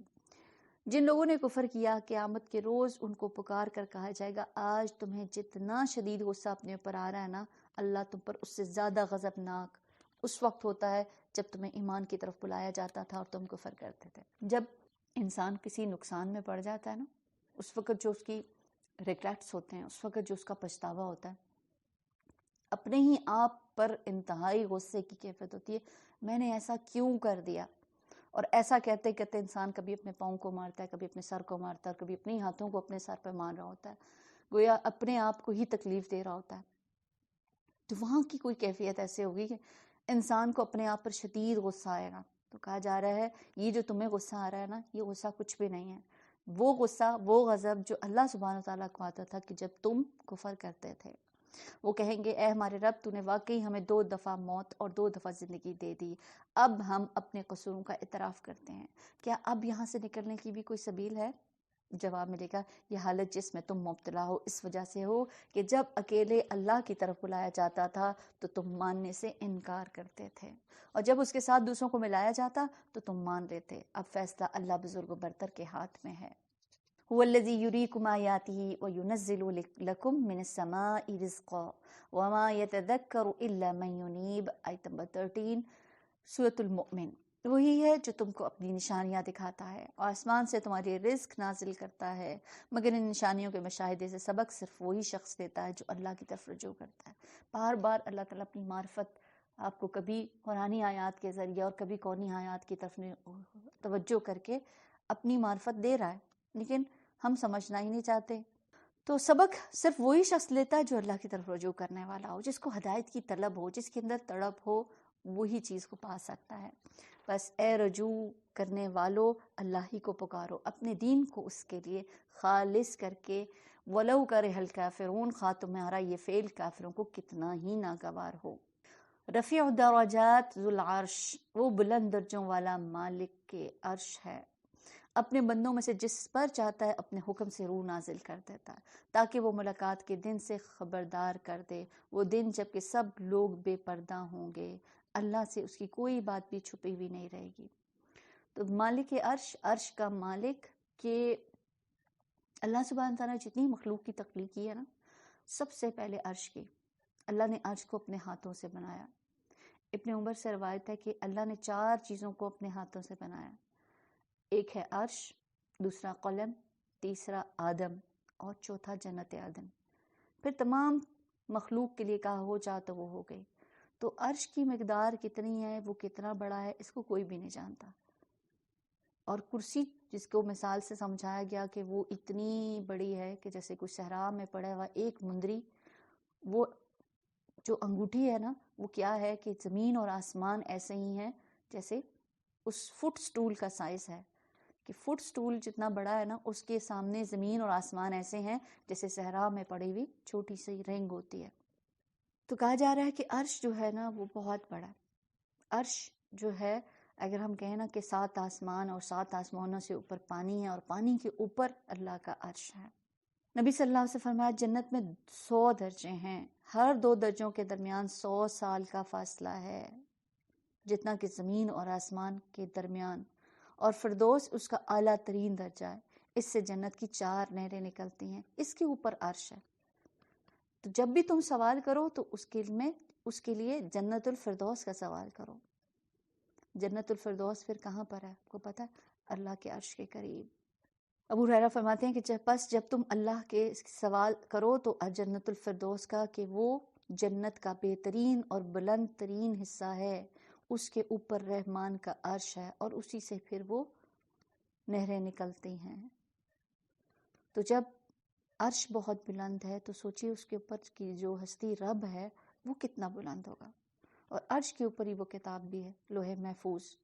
تو اللہ کی بلندی کا احساس آئے نا تو پھر انسان اس وقت اپنے اندر اپنے آپ کو جھانکے کہ اللہ کی ذات کو وہ کہاں پاتا ہے اور وہ خود کیا حیثیت رکھتا ہے کہ اس کے باوجود اس رب کے آگے جھکنے کو تیار نہیں ہوتا. تو کہا جا رہا ہے کہ وہ دن جب ہوگا سب لوگ بے پردہ ہوں گے، اللہ سے ان کی کوئی بات بھی چھپی بھی نہیں ہوگی، ہر چیز ریکارڈ. اس روز پکار کر پوچھا جائے گا آج بادشاہی کس کی ہے؟ سارا عالم پکار اٹھے گا اللہ واحد قہار کی. کہا جائے گا آج ہر نفس کو اس کی کمائی کا بدلہ دیا جائے گا جو کچھ بھی اس نے کیا ہے. حدیث قدسی ہے، اے میرے بندو یہ تمہارے اعمال ہیں جنہیں میں تمہارے لیے شمار کر رہا ہوں، پھر میں تمہیں ان کا پورا پورا بدلہ دوں گا جو کچھ بھی تم کرتے ہو. تو پھر جو کوئی بہتر بدلہ پائے تو اس پر شکر ادا کرے، اور جو بہتر بدلہ نہ پائے تو اپنے ہی آپ کو ملامت کرے. کیوں؟ کیونکہ اللہ تعالیٰ ظلم نہیں کرتا، انسان گناہ کر کے اپنے اوپر ظلم کر لیتا ہے، اور اسی بنیاد پر جب وہ برا انجام دیکھے گا تو پھر کیا ہوگا کہ اپنے ہی انگلیوں کو کاٹے گا. آج کسی پر کوئی ظلم نہ ہوگا، اللہ حساب لینے میں بہت تیز ہے. ان اللہ سریع الحساب. وَأَنذِرْهُمْ يَوْمَ الْآزِفَةِ اذ القلوب لدى الحناجر كاظمين ما للظالمين من حميم ولا شفيع يطاع. اے نبی ڈرا دو ان لوگوں کو اس دن سے جو قریب آ لگا ہے، جب کلیجے منہ کو آ رہے ہوں گے اور لوگ چپ چاپ غم کے گھونٹ پیے کھڑے ہوں گے. ظالموں کا نہ کوئی دلی دوست ہوگا اور نہ کوئی شفیع جس کی بات مانی جائے. اللہ نگاہوں کی چوری تک سے واقف ہے اور وہ راز تک جانتا ہے جو سینوں نے چھپا رکھے ہیں. اللہ تعالیٰ ٹھیک ٹھیک بے لاگ فیصلہ کرے گا. دیکھیے کسی بھی فیصلے کے پیچھے کیا چیز ہوتی ہے کہ انسان کے پاس علم کے حقائق سامنے ہوتے ہیں، گواہیاں ہوتی ہیں، اس کی بنیاد پر فیصلے کیے جائیں گے. تو اللہ تعالیٰ کی تو وہ ذات ہے، اتنا خبیر ہے کہ اس کو تو ہر چیز کا کوئی چیز اس سے چھپی بھی نہیں ہوگی. تو اس دن میں پھر اللہ تعالیٰ فیصلہ کرے گا کہ اب کس کو کہاں جانا ہے. تو رہے وہ لوگ جن کو یہ مشرکین اللہ کو چھوڑ کر پکارتے ہیں، وہ کسی چیز کا بھی فیصلہ کرنے والے نہیں، بے شک اللہ ہی سب کچھ سننے اور دیکھنے والا ہے. تو اللہ کا علم اتنا کامل کہ چھوٹی سے چھوٹی، بڑی سے بڑی کوئی چیز اس سے چوک نہیں سکتی. مطلب ہمارے سے چھوٹی ہوتی ہے نا، بعض اوقات کوئی بہت بڑی چیز بھی ہوتی ہے جو آپ کی نگاہوں کو پوری طرح احاطہ کر لیتی ہے تو بھی ہم اس کو نہیں پہچان پاتے. تو یہاں پر ہے کہ اس سے تو کوئی چیز بھی چھپی بھی نہیں ہے. تو بس ضرورت کس بات کی ہے؟ اللہ سے حیا کرنے کی، اللہ سے ڈرنے کی، اللہ کا تقوی اختیار کرنے کی، اللہ تعالیٰ کو واقعی سمجھیں اپنا نگران کہ وہ جو بھی کوئی کام انسان کرتا ہے نا، کوئی بھی برا کام ہے، کوئی حرام چیز کو دیکھنا ہے، وہ بھی اس میں ہے کہ اللہ تعالیٰ نگاہوں کی خیانت کو جانتا ہے، سینوں کے بھید جانتا ہے. ابن عباس کہتے ہیں اس آیت کی تفسیر میں کہ اس سے مراد وہ شخص ہے جو لوگوں کے ساتھ بیٹھا ہوتا ہے کہ وہاں سے ایک عورت گزرتی ہے اور وہ لوگوں سے چوری چھپے اس عورت کو دیکھتا ہے. جب دیکھتا ہے کہ لوگ اس کو دیکھ رہے ہیں تو وہ نگاہیں پھیر لیتا ہے، اور پھر جب دیکھتا ہے کہ لوگوں کی توجہ نہیں ہے تو وہ پھر اس کو دیکھتا ہے، اور جب پھر دیکھتا ہے کہ لوگ اس کی طرف متوجہ ہو گئے تو پھر نگاہوں کو چراتا ہے. تو اللہ اس کو جانتا ہے کہ یہ بندہ کیا کر رہا ہے. کاش وہ اس عورت کو، اور اللہ تعالیٰ یہ بھی جانتا ہے کہ یہ بندہ چاہتا ہے کہ کاش وہ اس عورت کا اور بھی کچھ دیکھ سکے. تو اللہ تعالیٰ تو دلوں کی خرابیوں کو بھی جانتا ہے، تو پھر کس چیز کی ضرورت ہے؟ بہت محتاط ہونے کی۔ جن چیزوں سے اللہ نے منع کیا، چھپی دوستیاں، خط، ٹیکسٹ، جن چیزوں سے، ان سب چیزوں سے اپنے آپ کو روک لیں۔ یہی ہمارے لیے ہمارے رب کا تقاضا، تقویٰ ہونے کا تقاضا ہے کہ اگر کوئی انسان متقی ہے تو ان سب چیزوں پر اس کو پھر اپنے کام کرنا ہے۔ کیا یہ لوگ کبھی زمین پر چلے پھرے نہیں کہ انہیں ان لوگوں کا انجام نظر آتا جو ان سے پہلے گزر چکے؟ وہ ان سے زیادہ طاقتور تھے، ان سے زیادہ زبردست آثار زمین پر چھوڑ کر گئے، مگر اللہ نے ان کے گناہوں پر انہیں پکڑ لیا۔ ان کو اللہ سے بچانے والا کوئی نہیں۔ وَمَا كَانَ لَهُم مِّنَ اللَّهِ مِن وَاقٍ۔ یہ ان کا انجام اس لیے ہوا کہ ان کے پاس ان کے رسول بینات لے کر آئے اور انہوں نے ماننے سے انکار کر دیا، آخر اللہ نے ان کو پکڑ لیا۔ یقیناً وہ بڑی قوت والا اور سزا دینے میں بہت سخت ہے۔ وَلَقَدْ أَرْسَلْنَا مُوسَىٰ بِآيَاتِنَا وَسُلْطَانٍ مُبِينٍ، آیت نمبر 23 سورۃ المؤمن۔ ہم نے موسیٰ کو فرعون اور حامان اور قارون کی طرف اپنی نشانیاں اور نمایاں سند ماموریت کے ساتھ بھیجا، مگر انہوں نے کہا ساحر ہے، کذاب ہے۔ پھر جب وہ ہماری طرف سے حق ان کے سامنے لے آیا تو انہوں نے کہا جو لوگ ایمان لا کر ان کے ساتھ شامل ہوئے ہیں ان سب کے لوگوں کو قتل کرو اور لڑکیوں کو جیتا رہنے دو، مگر کافروں کی چال اکارت ہی گئی۔ ایک روز فرعون نے اپنے درباریوں سے کہا چھوڑو مجھے، میں اس موسیٰ کو قتل کیے دیتا ہوں، اور پکار دیکھو یہ اپنے رب کو، تو پکارے ہوئے اپنے رب کو، مجھے اندیشہ ہے کہ یہ تمہارا دین بدل ڈالے گا، یہ ملک میں فساد برپا کرے گا۔ موسیٰ نے کہا میں نے تو ہر اس متکبر کے مقابلے میں جو یوم الحساب پر ایمان نہیں رکھتا اپنے رب اور تمہارے رب کی پناہ میں لے لی ہے۔ تو جس کو خطرہ ہو دشمن کے ظلم کا تو اللہ کی پناہ میں آ جائے۔ یہی طریقہ موسیٰ علیہ السلام نے کیا۔ اس موقع پر آل فرعون میں سے ایک مومن شخص جو اپنا ایمان چھپائے ہوئے تھا بول اٹھا، رجل مؤمن، یا تم ایک شخص کو صرف اس بنا پر قتل کر دو گے کہ وہ کہتا ہے میرا رب اللہ ہے، حالانکہ وہ تمہارے رب کی طرف سے تمہارے پاس بینات لے کر آیا ہے۔ یہ رجل المؤمن وہ شخص تھا جو فرعون کے دربار میں سے تھا اور اپنے ایمان کو اس نے چھپایا ہوا تھا، پھر وقت آیا کہ اس نے اعلان اس کا اظہار کر دیا۔ یہاں اس کا ساری بات، اس کا سارا خطاب جو اس نے سپیچ کی وہ ذکر کیا جا رہا ہے۔ تو وہ کہتا ہے اگر وہ جھوٹا ہے تو اس کا جھوٹ خود اسی پر پلٹ پڑے گا، لیکن اگر وہ سچا ہے تو جن ہولناک نتائج کا وہ تم کو خوف دلاتا ہے ان میں سے کچھ تو تم پر ضرور ہی آ جائیں گے۔ اللہ کسی ایسے شخص کو ہدایت نہیں دیتا جو حد سے گزر جانے والا ہو اور کذاب ہو۔ اے میری قوم کے لوگو، آج تمہاری بادشاہی حاصل ہے اور زمین پر تم غالب ہو، لیکن اگر خدا کا عذاب ہم پر آ گیا تو پھر کون ہے جو ہماری مدد کر سکے گا؟ کہ کوئی بادشاہی کیوں نہ ہو، کوئی سلطنت کا مالک ہی کیوں نہ ہو، وہ بھی اللہ کے عذاب سے بچ نہیں سکتا۔ قال فرعون ما اریکم الا ما ارا وما اہدیکم الا سبیل الرشاد۔ فرعون نے کہا میں تو تم دو لوگوں کو وہی رائے دے رہا ہوں جو مجھے مناسب نظر آتی ہے، اور میں اسی راستے کی طرف تمہاری رہنمائی کرتا ہوں جو ٹھیک ہے۔ یہ کون کہہ رہا ہے؟ فرعون کہہ رہا ہے، خود کو کہہ رہا ہے میں بھلائی کے راستے پر ہوں اور میں جس پر ہوں وہ حق پر ہوں اور تمہارے لیے بھی اسی چیز کو مناسب سمجھتا ہوں۔ تو کیسا انسان کہ اس کا نفس اس کو کیسے دھوکے میں ڈال دیتا ہے، اپنے غلط کاموں کو بھی وہ صحیح سمجھتا ہے۔ اسی وجہ سے تو پھر جب قیامت کے دن اپنے رزلٹ کو سامنے دیکھا نا تو بالکل ہی الٹ ہوگا، اس پر حیران ہو رہا ہوگا۔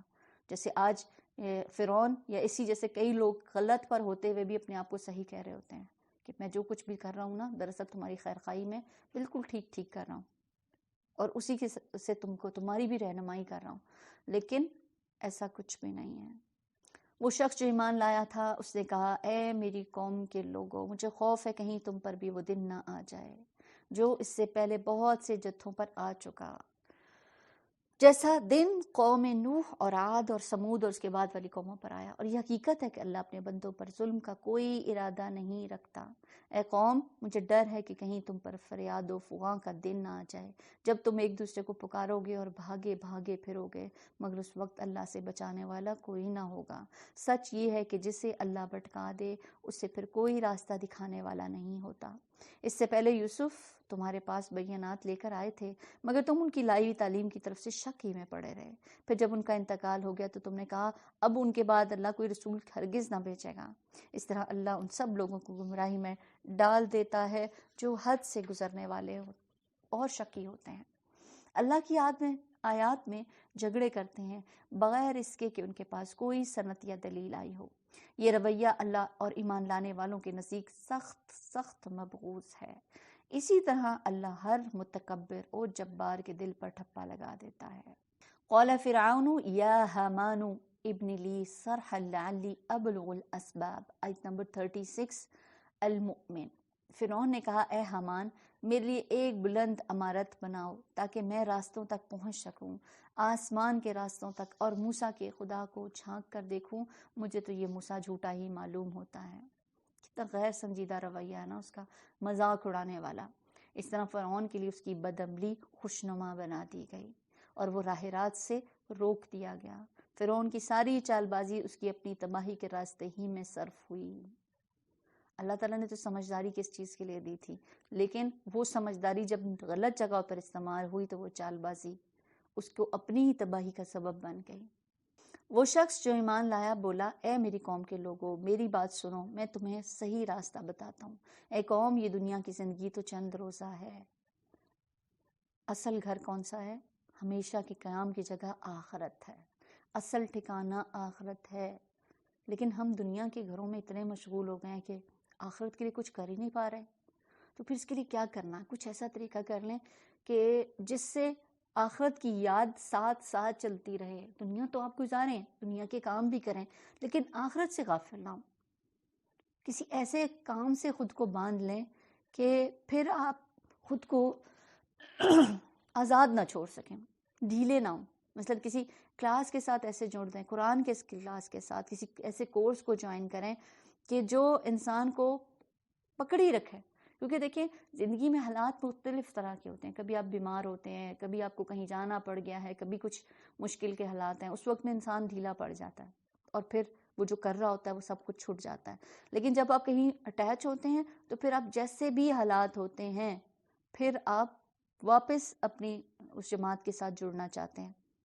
تو اگر آپ اس طرح کر لیں گے تو بہت فائدے میں رہیں گے. ورنہ دنیا انسان کو اپنے اندر کھینچ لیتی ہے اور انسان بہت دور سے بھی اس کی طرف کھینچتا چلا جاتا ہے.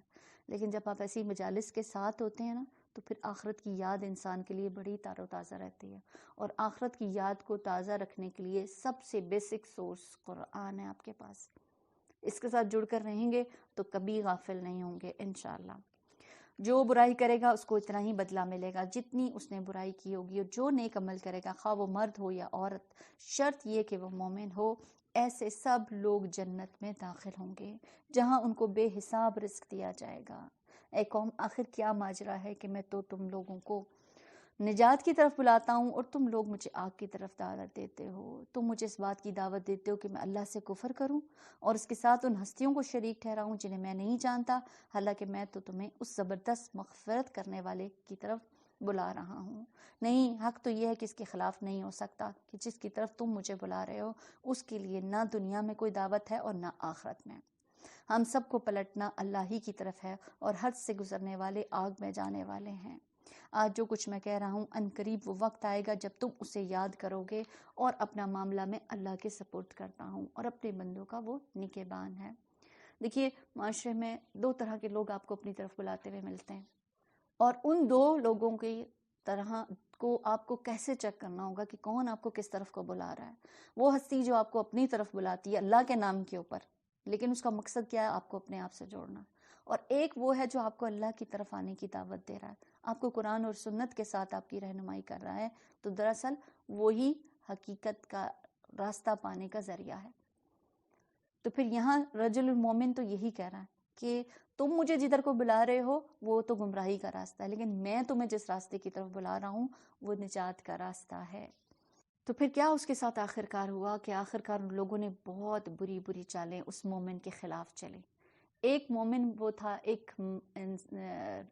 جو ہم نے سورۃ یاسین میں پڑھا تھا کہ ایک وہ شخص تھا جو دور سے دوڑتا ہوا آیا تھا اور پیغمبروں کی تصدیق بھی کی اور لوگوں کو سمجھانے کی بھی کوشش کی.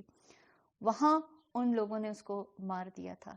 لیکن یہاں پر آتا ہے کہ اللہ نے اس ان سب سے اس کو بچا لیا، اور فرعون کے ساتھ بخود بدترین عذاب کے پھیر میں آ گئے۔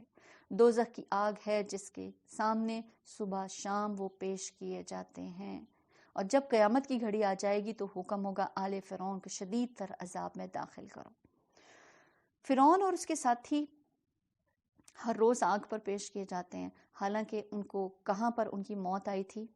پانی کے اندر غرق کیے گئے تھے، لیکن پیشی ان کی روز کہاں پر ہو رہی ہے؟ آگ کے اوپر ہو رہی ہے۔ تو یہ قبر کے عذاب کا ثبوت ہے یہ آیات۔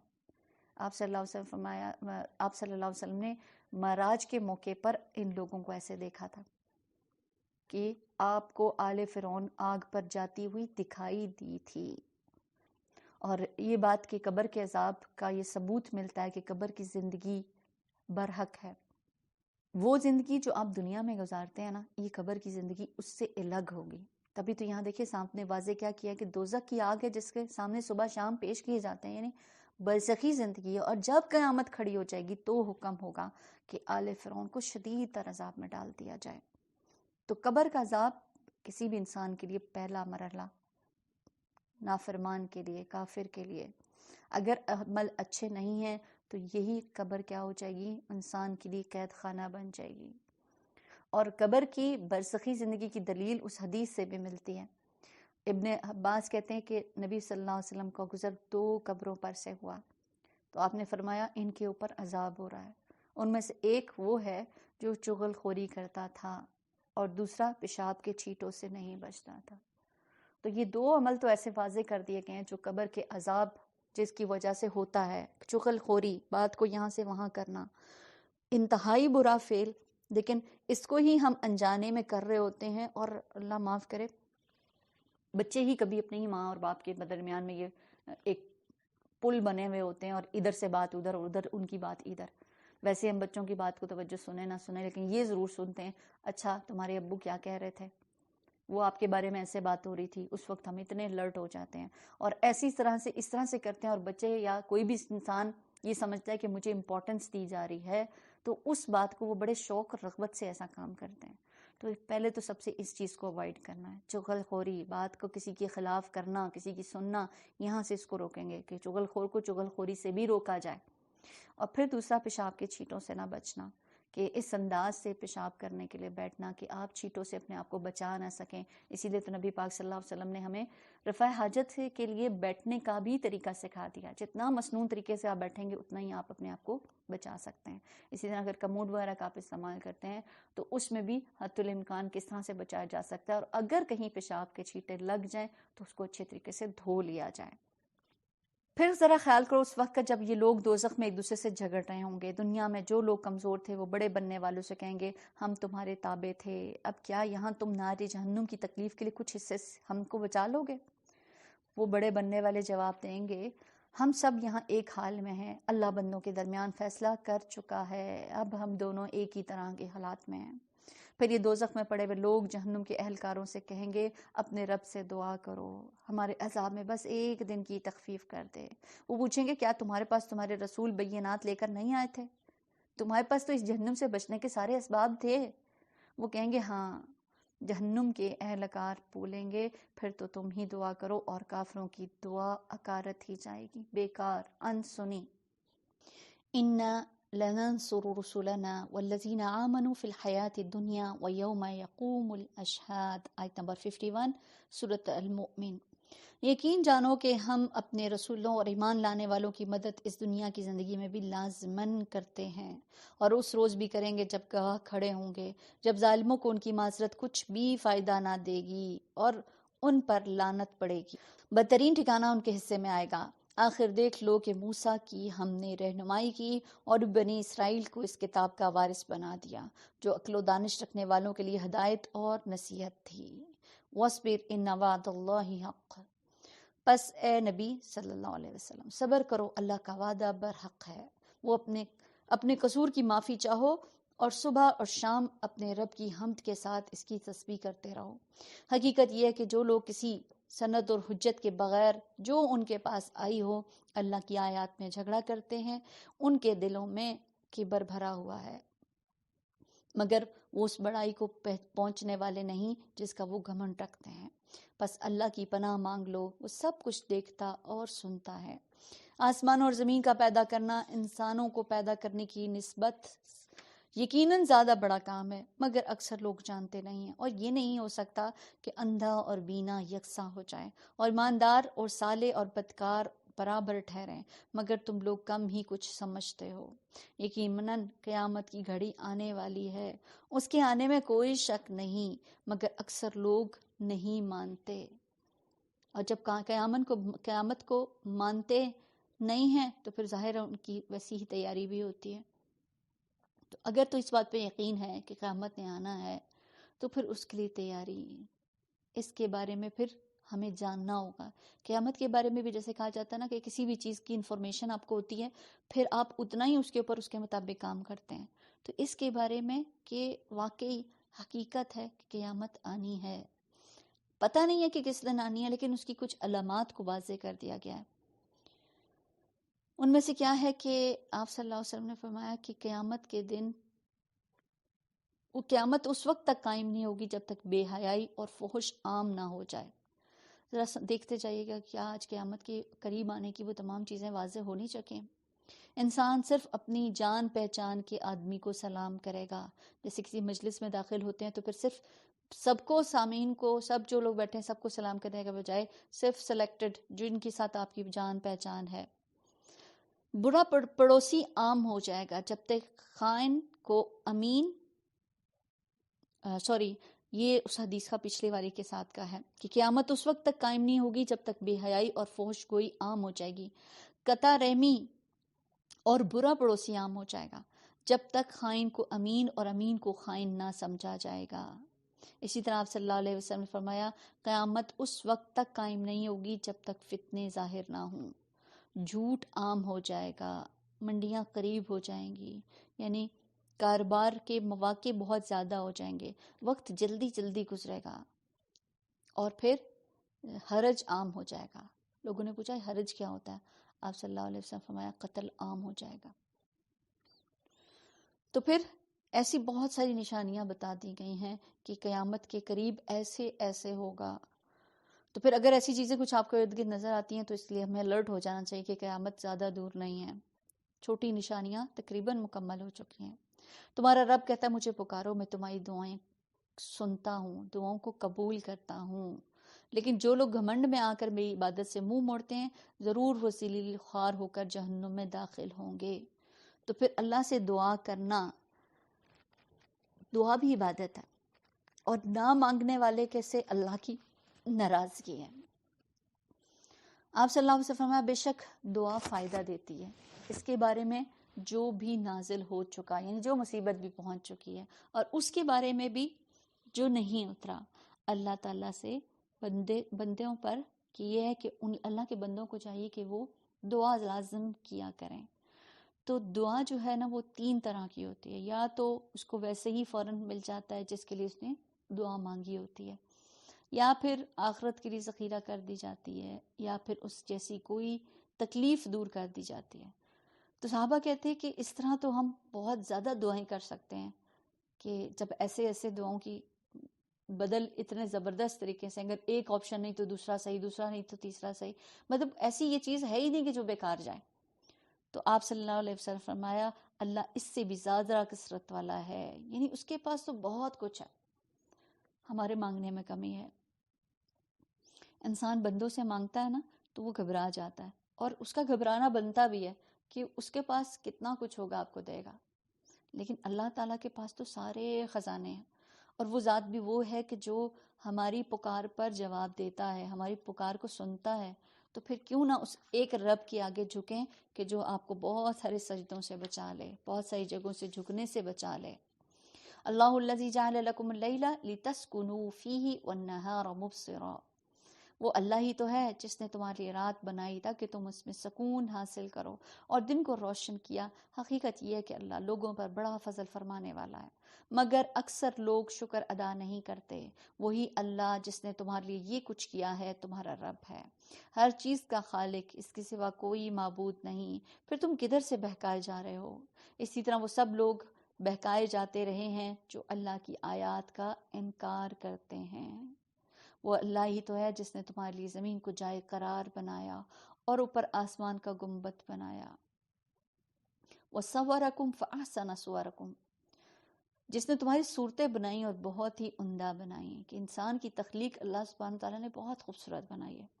جس نے تمہیں پاکیزہ رزق کھانے کو چیزیں دے دیں، وہی اللہ جس کا یہ کام ہے تمہارا رب ہے، بے حساب برکتوں والا، وہ کائنات کا رب، وہی زندہ ہے، اس کے سوا کوئی معبود نہیں. اسی کو تم پکارو اپنے دین کو اس کے لیے خالص کر کے. ساری تعریف اللہ رب العالمین ہی کے لیے ہے. قل انی نہیت ان اعبد الذین تدعون من دون اللہ لما جاءنی البینات من ربی وَأُمِرْتُ أَنْ أُسْلِمَ لِرَبِّ الْعَالَمِينَ. آیت نمبر 66 سورۃ المؤمن.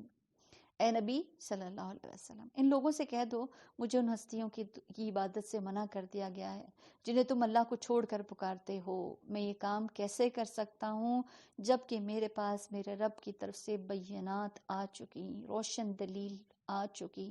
مجھے حکم دیا ہے کہ میں رب العالمین کے آگے سر تسلیم خم کر دوں. اللہ وہی تو ہے جس نے تم کو مٹی سے پیدا کیا، پھر نطفے سے، پھر خون کے لوتھڑے سے، پھر وہ تمہیں بچے کی شکل میں نکالتا ہے، پھر تمہیں بڑھاتا ہے تاکہ تم اپنی پوری طاقت کو پہنچو، پھر اور بڑھاتا ہے تاکہ تم بڑھاپے کو پہنچو، اور تم میں سے کوئی پہلے ہی واپس چلا جاتا ہے. یہ سب کچھ اس لیے کیا جاتا ہے تاکہ تم اپنے مقرر وقت تک پہنچو، اور اس لیے کہ تم حقیقت کو سمجھو کہ انسان کو اللہ تعالیٰ پیدا کرتا ہے اور ہر فیز کو واضح کر دیا، اور کچھ پتہ نہیں کہ انسان زندگی کی اپنی کون سی سٹیج کے اوپر ہی وہ واپس چلا جائے. اس حقیقت کو سمجھنا ہے. کہیں نہیں کہا کہ کوئی انسان 60 70 80 90 کسی سال میں عمر میں ہی مرے گا، اس سے پہلے نہیں. وہی ہے زندگی دینے والا، وہی موت دینے والا. وہ جس بات کا فیصلہ کر لیتا ہے بس ایک حکم دیتا ہے کہ وہ ہو جائے، اور وہ ہو جاتی ہے. تم نے دیکھا ان لوگوں کو جو اللہ کی آیات میں جھگڑے کرتے ہیں، کہاں سے وہ پھیرائے جاتے ہیں. یہ لوگ جو اس کتاب کو، ان ساری کتابوں کو جھٹلاتے ہیں جو ہم نے اپنے رسولوں کے ساتھ بھیجی تھیں. ان قریب انہیں معلوم ہو جائے گا جب توق ان کی گردنوں میں ہوں گے، زنجیریں جن سے پکڑ کر وہ کھولتے ہوئے پانی کی طرف کھینچے جائیں گے. استغفر اللہ. پھر دوزخ کی آگ میں جھونک دیے جائیں گے. پھر ان سے پوچھا جائے گا اب کہاں ہے اللہ کے سوا وہ دوسرے خدا جن کو تم شریک کرتے تھے. وہ جواب دیں گے کھو گئے وہ ہم سے، بلکہ ہم ان سے پہلے کسی چیز کو نہ پکارتے تھے. اس طرح اللہ کافروں کا گمراہ ہونا ثابت کر دے گا. تو جہنم کی بات ہو رہی ہے کہ لوگوں کو اس میں جھونکا جائے گا، یعنی کہ آگ، جہنم کی آگ جو ہے نا، وہ لوگوں سے بھڑکائی جائے گی. اور کہا جاتا ہے کہ ایک جہنمی کا سانس 1,00,000 لوگوں کو جلانے کے لیے کافی ہو سکتا ہے. آپ صلی اللہ علیہ وسلم فرمایا اگر اس مسجد میں 1,00,000 یا اس سے زیادہ مسلمان بیٹھے ہوں اور میں صرف ایک جہنمی ہو جو سانس لے تو مسجد سمیت تمام لوگ جل جائیں، کہ وہ آگ میں جھلسنے کی وجہ سے اس کے اندر اس قدر گرمی، سانس اس کی اس طرح جلنے والی ہوگی کہ جلا دینے والی. پھر یہ جو کہا گیا کہ ان کو زنجیروں سے پکڑا ہوا ہوگا، تو اس کا مطلب قطعی نہیں ہے کہ اللہ تعالیٰ اس چیز سے عاجز ہے کہ ان کو پکڑ نہ سکے. یہ حسن بصری اس کے بارے میں کہتے ہیں، نہیں، حسن بن ابی حسن کہتے ہیں کہ یہ زنجیریں اس لیے نہیں ڈالی گئیں کہ انہوں نے اللہ کو عاجز کر دیا اور وہ ان کو پکڑ لیا تھا. اس لیے تھا کہ جب شعلے ان کے اوپر سے جائیں گے تو زنجیریں ان کو نیچے گرا دیں گی.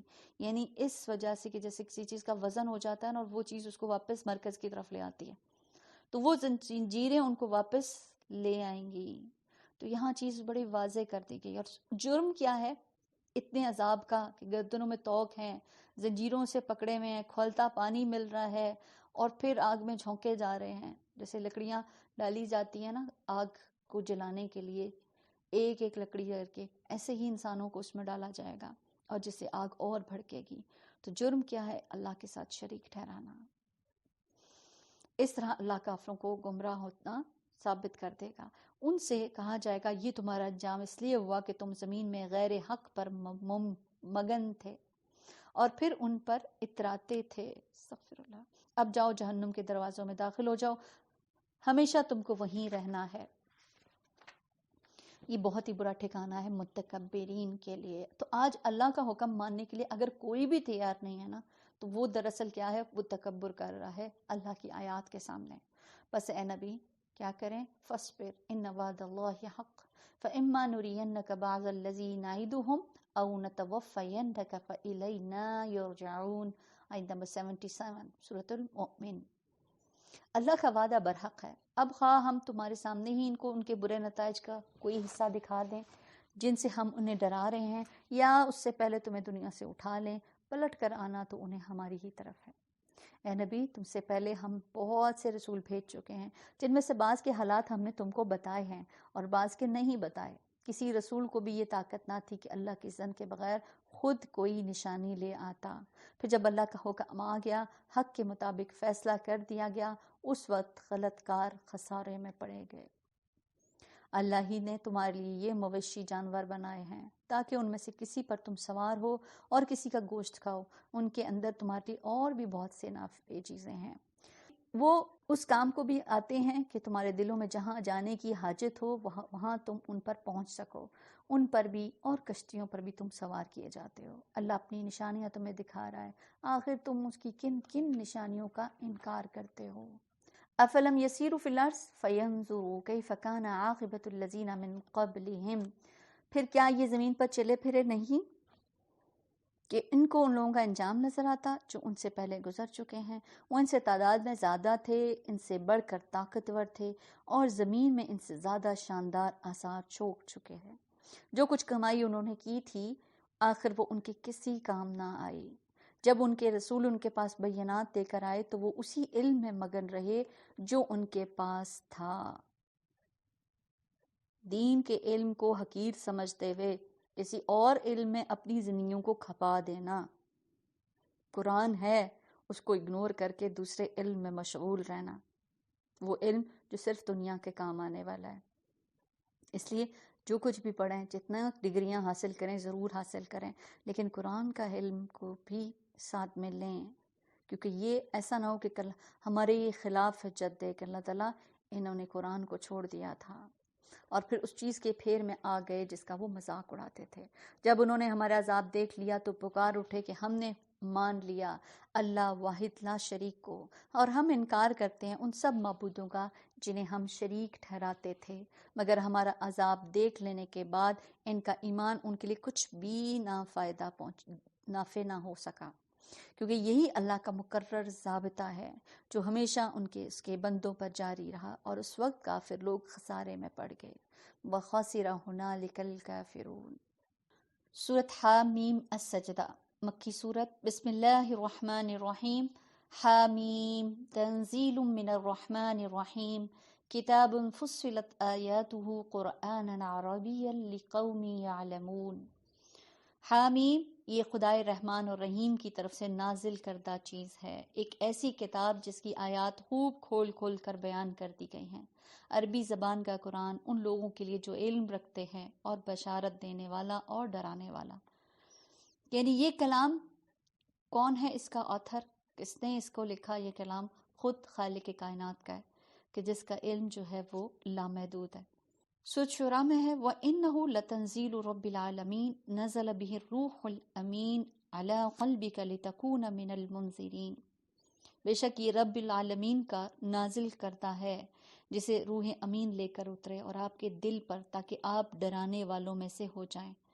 عمرو بن دینار روایت کرتے ہیں، وہ کہتے ہیں کہ میں نے 70 سال سے لوگوں کو یہ کہتے ہوئے پایا ہے کہ اللہ خالق ہے اور جو اس کے سوا ہے وہ سب کیا ہے؟ مخلوق، اور قرآن اللہ عز و جل کا کلام ہے۔ تو پھر اللہ وہ جو رحمان ہے، جو رحیم ہے، اس کی طرف سے آیا ہوا یہ کلام، جس کو پڑھنے سے، جس کے اوپر آپ کو اپنے آپ کو باندھنے سے ہی آپ رحمتیں پا سکتے ہیں۔ فَأَعْرَضَ أَكْثَرُهُمْ فَهُمْ لَا يَسْمَعُونَ، مگر ان لوگوں میں سے اکثر اس سے روگردانی کرتے ہیں اور وہ سن کر نہیں دیتے۔ کہتے ہیں جس چیز کی طرف تم ہمیں بلا رہے ہو اس کے لیے ہمارے دلوں پر غلاف چڑھے ہوئے ہیں، وہ کہتے ہیں ہم نہیں سننا چاہتے۔ تو قرآن کا سننا بھی بہت ضروری ہے، اسی لیے ہم اس چیز کا اہتمام کرتے ہیں کہ کچھ نہ کچھ قرآن کو لسننگ، کیونکہ پڑھنے سے بھی آپ کو ایک چیز سمجھ آتی ہے اور کچھ سننے سے بھی۔ جو کہتے ہیں نا جو جیسے سنتا ہے نا اس کے کانوں سے وہ بات اچھے طریقے سے دل تک اتر جاتی ہے. تو وہ کہتے ہیں کہ جس چیز کی طرف سے تم ہمیں بلا رہے ہو نا اس کے لیے ہمارے دلوں پر غلاف چڑھے ہوئے ہیں، ہمارے کان بہرے ہو گئے ہیں اور ہمارے اور تمہارے درمیان ایک حجاب حائل ہو گیا. تو تم اپنا کام کرو، ہم اپنا کام کرتے ہیں. اے نبی ان سے کہو میں تو ایک بشر ہوں تم جیسا، مجھے وحی کے ذریعے سے بتایا جاتا ہے کہ تمہارا خدا تو بس ایک ہی خدا ہے، لہٰذا تم سیدھے اسی کا رخ اختیار کرو، اس سے معافی چاہو. دیکھیے انہوں نے یہاں نہیں کہا کہ میرا خدا، کہہ رہے ہیں تمہارا خدا، وہ تو بس ایک ہی خدا ہے. تو پھر تمہیں کرنا کیا ہے؟ سیدھے راستے پر رہو اور اسے معافی چاہو کیونکہ وہ تمہارا رب بھی ہے. ان مشرکوں کے لیے جو زکوٰۃ نہیں دیتے خدا کے آخرت کے منکر ہیں.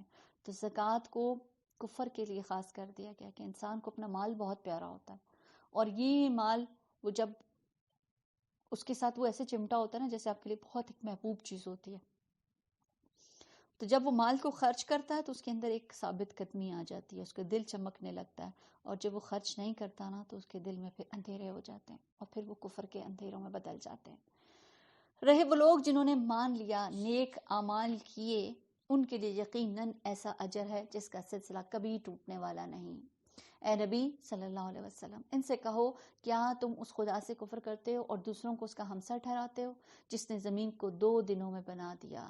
وہی تو ہے سارے جہان والوں کا رب. اس نے زمین کو وجود میں لانے کے بعد اوپر سے اس پر پہاڑ جما دیے اور اس میں برکتیں رکھ دیں، زمین پہ برکتیں رکھ دیں. یہ دیکھیے اگر ہم اس کو آبزرو کریں تو ایک ہی جیسی زمین ہمیں ساری طرف نظر آ رہی ہوتی ہے، لیکن اسی زمین کے اندر برکتیں اس رب کی کہ ڈھیروں غلہ چاول اناج نکالتے ہیں، اس میں کتنی معدنیات، کتنی چیزیں ہیں جو ہمارے لیے ضرورت کی ہیں، اور اس کے اندر سب مانگنے والوں کے لیے ہر ایک کی طلب اور حاجت کے مطابق ٹھیک اندازے سے خوراک کا سامان مہیا کر دیا. یہ سب کام اس نے 4 دن میں اس کے ہو گئے. تو یہاں بات ہو رہی ہے کہ کاموں کا کبھی کہا جا رہا ہے 2 دن کبھی 4 دن، تو اس کی کیا ضرورت پیش آئی؟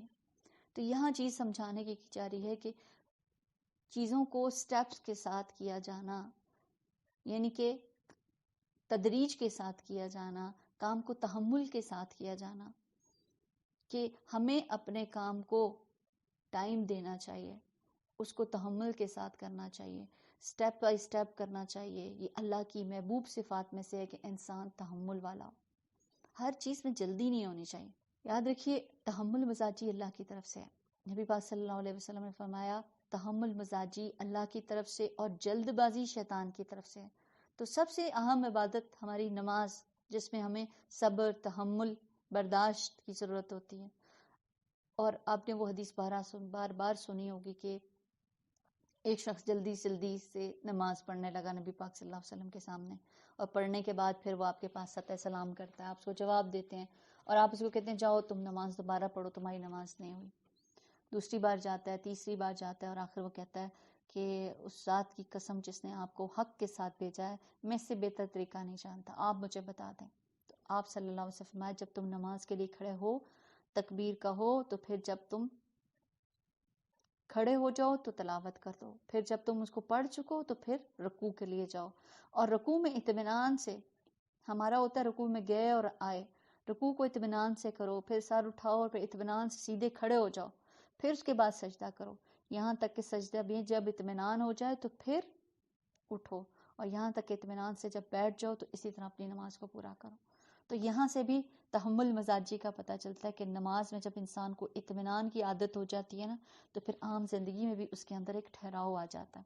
لیکن آج ہمارا کیا حال ہے کہ یہ چیز ہمارے لیے بہت مشکل، اور ہماری عادات میں سے یہ چیز نکلتی جا رہی ہے کہ جب سے ہر چیز آٹو پر آ گئی ہے نا، کہ بس ایک ٹچ پر، ایک اشارے پر جلدی سے ہو جاتی ہے، اور اس کو ہم پھر فاسٹ بھی کر دیتے ہیں، تو ہم بہت تھوڑے وقت میں بہت کچھ کرنا چاہتے ہیں.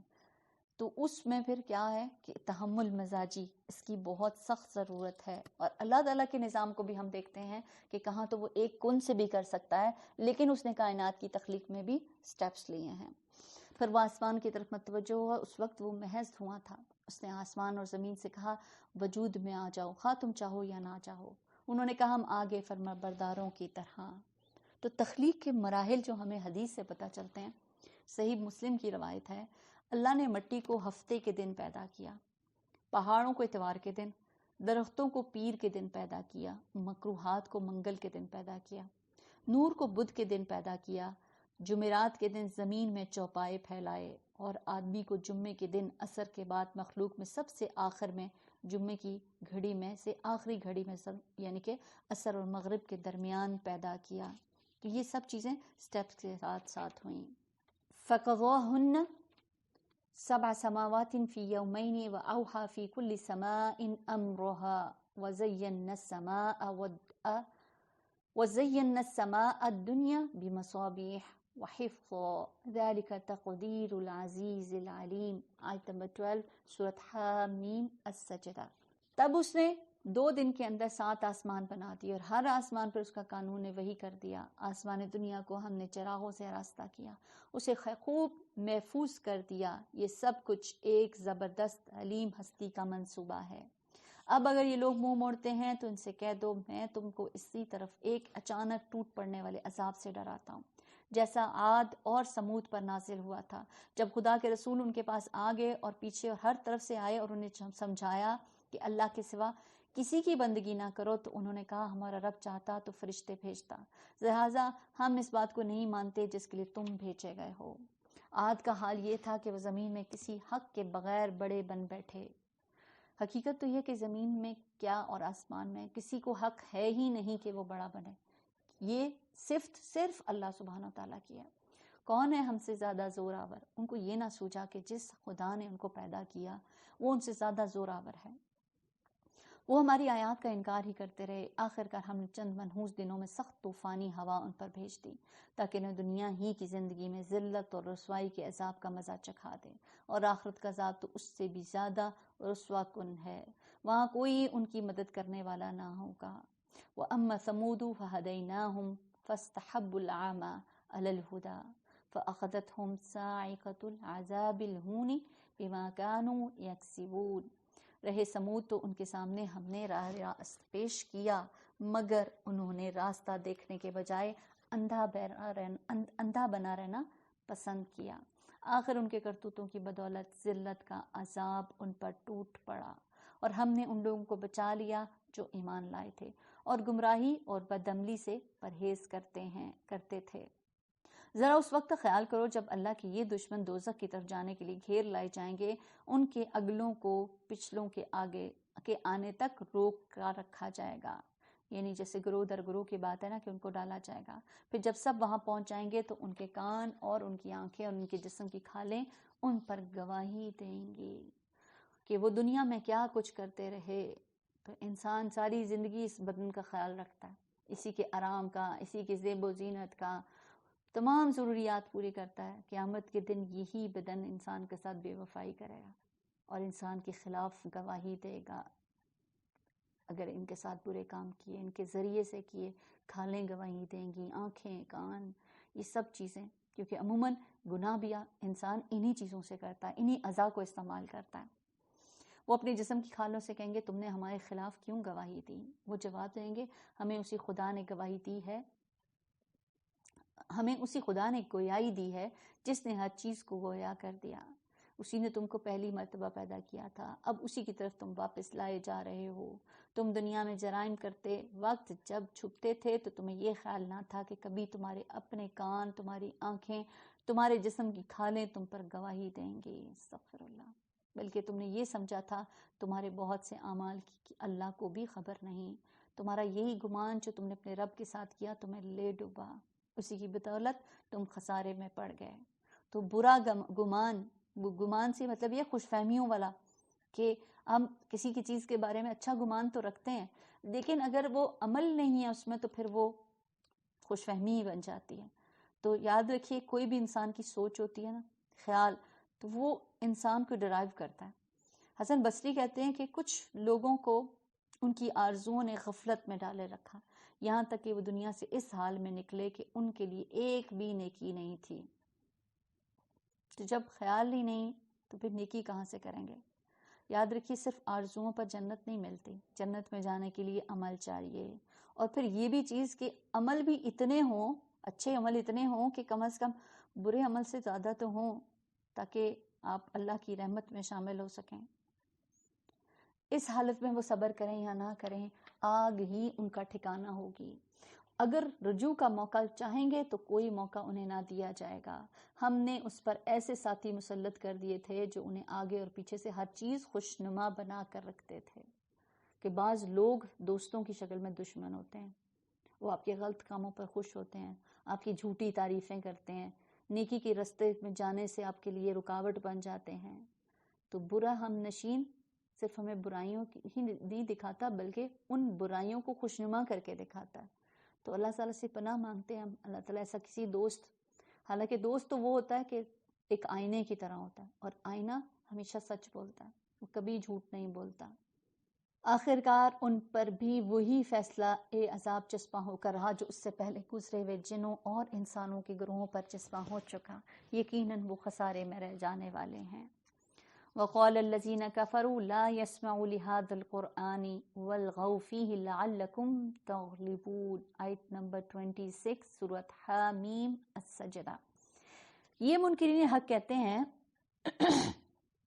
اس قرآن کو ہرگز نہ سنو، جبکہ ہم پیچھے بار بار ایک چیز کو سنے، قرآن کو غور سے سنو، سن لیتے تو بچ جاتے، لیکن یہاں کیا کہتے ہیں لوگ کہ قرآن کو ہرگز نہ سنو، جب یہ سنایا جائے تو اس میں خلل ڈالو، شاید کہ اس طرح تم غالب آ جاؤ۔ ان کافروں کو ہم سخت عذاب کا مزہ چکھا کر رہیں گے، جو بدترین حرکات یہ کرتے رہے ہیں، ان کا پورا پورا بدلہ انہیں دیں گے۔ وہ دوزخ ہے جو اللہ کے دشمنوں کے بدلے میں ملے گی، اور اس میں ہمیشہ ہمیشہ کے لیے ان کا گھر ہوگا۔ تو قرآن کو نہ سنو، کفار کا یہ طریقہ ہوتا تھا کہ جب قرآن پڑھا جاتا تھا اور ان کو یہ ڈر ہوتا تھا کہ وہ خود اس سے متاثر ہو جائیں گے، یا ان کی عورتیں یا ان کے بچے، تو وہ کیا کرتے تھے، شور کرتے تھے، اور تاکہ لوگ ان کو سن نہ سکیں۔ اور یہی کام اگر آج مسلمان کرتا ہے تو پھر اس میں کیا فرق رہ جاتا ہے کہ جب قرآن پڑھا جا رہا ہو تو اس وقت میں اپنی باتیں کی جائیں۔ تو قرآن سنتے وقت شور کرنا مذمت اس کی بیان کی جا رہی ہے یہاں پر۔ ابن عباس کہتے ہیں اس سے مراد قرآن پڑھتے وقت شور شرابہ کرنا، باتیں کرنا، قرآن پڑھا جا رہا ہو اس وقت یکسوئی نہ کرنا۔ دہاق کہتے ہیں کہ جب قرآن پڑھا جا رہا ہو دوسرے لوگ کثرت سے باتیں کریں تاکہ جو وہ پڑھ رہے ہوں وہ غلط ملت ہو جائے، اس طرح سے شور شرابہ کرنا۔ اور لوگوں کا یہ طریقہ بھی ہوتا تھا نا کہ تالیاں بجاتے، سیٹیاں بجاتے کہ قرآن کی آواز سنائی ہی نہ دے۔ تو پھر قرآن کے اداب میں سے ایک اہم ادب کیا ہے کہ قرآن کو توجہ کے ساتھ سنا جائے۔ قرآن میں بھی آیت تھی نا وَإِذَا قُرِئَ الْقُرْآنُ وَاسْمَعُوا لَهُ أَنصِتُوا لَعَلَّكُمْ تُرْحَمُونَ۔ تو کہ جب قرآن کو پڑھا جا رہا ہو تو اس کو توجہ سے سنا جائے، اس میں کوئی خلل نہ ڈالا جائے۔ ان کافروں کو ہم سخت عذاب کا مزہ چکھا کر رہیں گے، اور جو بدترین حرکات یہ کر رہے ہیں ان کا پورا پورا بدلہ انہیں دیں گے۔ وہ دوزخ ہے جو اللہ کے دشمنوں کو بدلے میں ملے گی، اسی میں ہمیشہ ہمیشہ کے لیے ان کا گھر ہوگا۔ یہ ہے سزا اس جرم کی کہ وہ ہماری آیات کا انکار کرتے رہے۔ وہاں یہ کافر کہیں گے اے ہمارے رب ذرا ہمیں دکھا دے ان جنوں اور انسانوں کو جنہوں نے ہمیں گمراہ کیا تھا، ہم انہیں پاؤں تلے روند ڈالیں گے تاکہ وہ خوب ذلیل و خواب ہوں۔ آج ہر وہ ذات ہستی جو اللہ کے علاوہ جس کو ہم نے معبود بنا رکھا ہے وہ ہمارے لیے کتنی متبرک ہو، لیکن کل انسان کے سامنے جب حقیقت آ جائے گی تو سوچ گا اس کو میں اتنا ذلیل کروں کہ میں اس کو اپنے پاؤں کے نیچے روند دوں۔ ان الذين قالوا ربنا الله ثم استقاموا تتنزل عليهم الملائكة الا تخافوا ولا تحزنوا وابشروا بالجنة التي كنتم توعدون۔ جن لوگوں نے کہا اللہ ہمارا رب ہے اور پھر اس پر ثابت قدم رہے، پھر اس پر جم گئے، یقیناً ان پر فرشتے نازل ہوتے ہیں اور ان سے کہتے ہیں کہ نہ ڈرو نہ غم کرو، خوش ہو جاؤ اس جنت کی بشارت سے جس کا تم سے وعدہ کیا گیا تھا۔ تو اللہ کو جب رب مان لینا کہ وہی خالق، وہی مالک، وہی مدبر، اسی پر بھروسہ کریں، جس سے دعائیں مانگتے ہیں اس کو اپنا رب محسوس کریں، تو پھر جب یہ کہہ دیا پھر اس پر جم جائیں، لوگوں کی باتوں میں نہ آئیں، کسی شک و شبے میں نہ پڑیں۔ پھر جو رب کو رب مانتا ہے نا اس کی عبادت کے لیے پھر دوڑتا ہے، ایسے لوگوں کے لیے پھر مدد آتی ہے کہ فرشتے آ کر پھر اس کو سرگوشیاں کرتے ہیں کہ ہم دنیا میں بھی تمہارے دوست ہیں اور آخرت میں بھی۔ استقامت کے بارے میں کیا ہے کہ حضرت عمر رضی اللہ تعالیٰ نے ایک مرتبہ ممبر پہ یہ آیت تلاوت کی اور فرمایا خدا کی قسم استقامت اختیار کرنے والے وہ ہیں جو اللہ کی اطاعت میں مضبوطی کے ساتھ قائم ہو جاتے ہیں. صرف کہہ نہیں دینا لا الہ الا اللہ، جب کہا ہے نا تو پھر اس کے تقاضے بھی پورے کرنا ہے. پھر لومڑیوں کی طرح ادھر سے ادھر اور ادھر سے ادھر نہیں دوڑتے. حضرت عثمان رضی اللہ تعالیٰ نے فرماتے ہیں وہ اپنے عمل کو اللہ کے لیے خالص کر لیں. اور حضرت علی رضی اللہ تعالیٰ نے کیا فرماتے ہیں، اللہ کے عائد کردہ فرائض فرما برداریوں کے ساتھ ادا کرتے رہے. تو رب کو رب مانتا ہے، جب وہ کہہ دیتا ہے کہ ربنا اللہ، پھر اس پر جم جاتا ہے، اور ایسی صورت میں پھر ان کے لیے فرشتے اترتے ہیں. ہم اس دنیا کی زندگی میں بھی تمہارے ساتھی ہیں اور آخرت میں بھی، وہاں جو کچھ تم چاہو گے تمہیں ملے گا. یہ کون کہہ رہے ہیں؟ فرشتے، کہ وہ ساتھ ان کا دنیا میں بھی اور آخرت میں بھی ہوتا ہے. نبی پاک صلی اللہ علیہ وسلم فرمایا کچھ لوگ مسجدوں کی میخیں ہوتے ہیں، یعنی میخ ہوتی ہیں جیسے کہیں پہ گاڑ دی جائے، یعنی وہ لوگ جو ہے نا آپ کو مسجد میں زیادہ ملیں گے. فرشتے ان کی ہم نشینی کرتے ہیں، اگر وہ غائب ہوں تو ان کو تلاش کرتے ہیں، اگر بیمار ہو جائیں تو عیادت کرتے ہیں، کسی کام میں مصروف ہوں تو ان کی مدد کرتے ہیں. تو یہ حقیقت ہے. آپ کو آج کل اپنے وقت میں کتنی برکت لگ رہی ہوگی کہ کتنے ہی کام جن کو آپ سوچتے ہیں کہ عام حالات میں آپ کے لیے کرنے اتنا دوبر ہو جاتا ہے، لیکن اللہ کی رحمت کے اب جب کہ ہمارا زیادہ وقت قرآن کے ساتھ لگ رہا ہے، اور کیسے فرشتوں کی مدد کے ساتھ اللہ تعالیٰ ہماری ساری چیزوں کو سمیٹ دیتا ہے. تو کہا جا رہا ہے کہ خوشخبری تمہیں ہوگی کہ اس جگہ کی کہ جہاں پر تم جس چیز کی خواہش کرو گے نا وہ تمہاری ہوگی. یہ سامان ضیافت اس ہستی کی طرف سے جو غفور الرحیم ہے.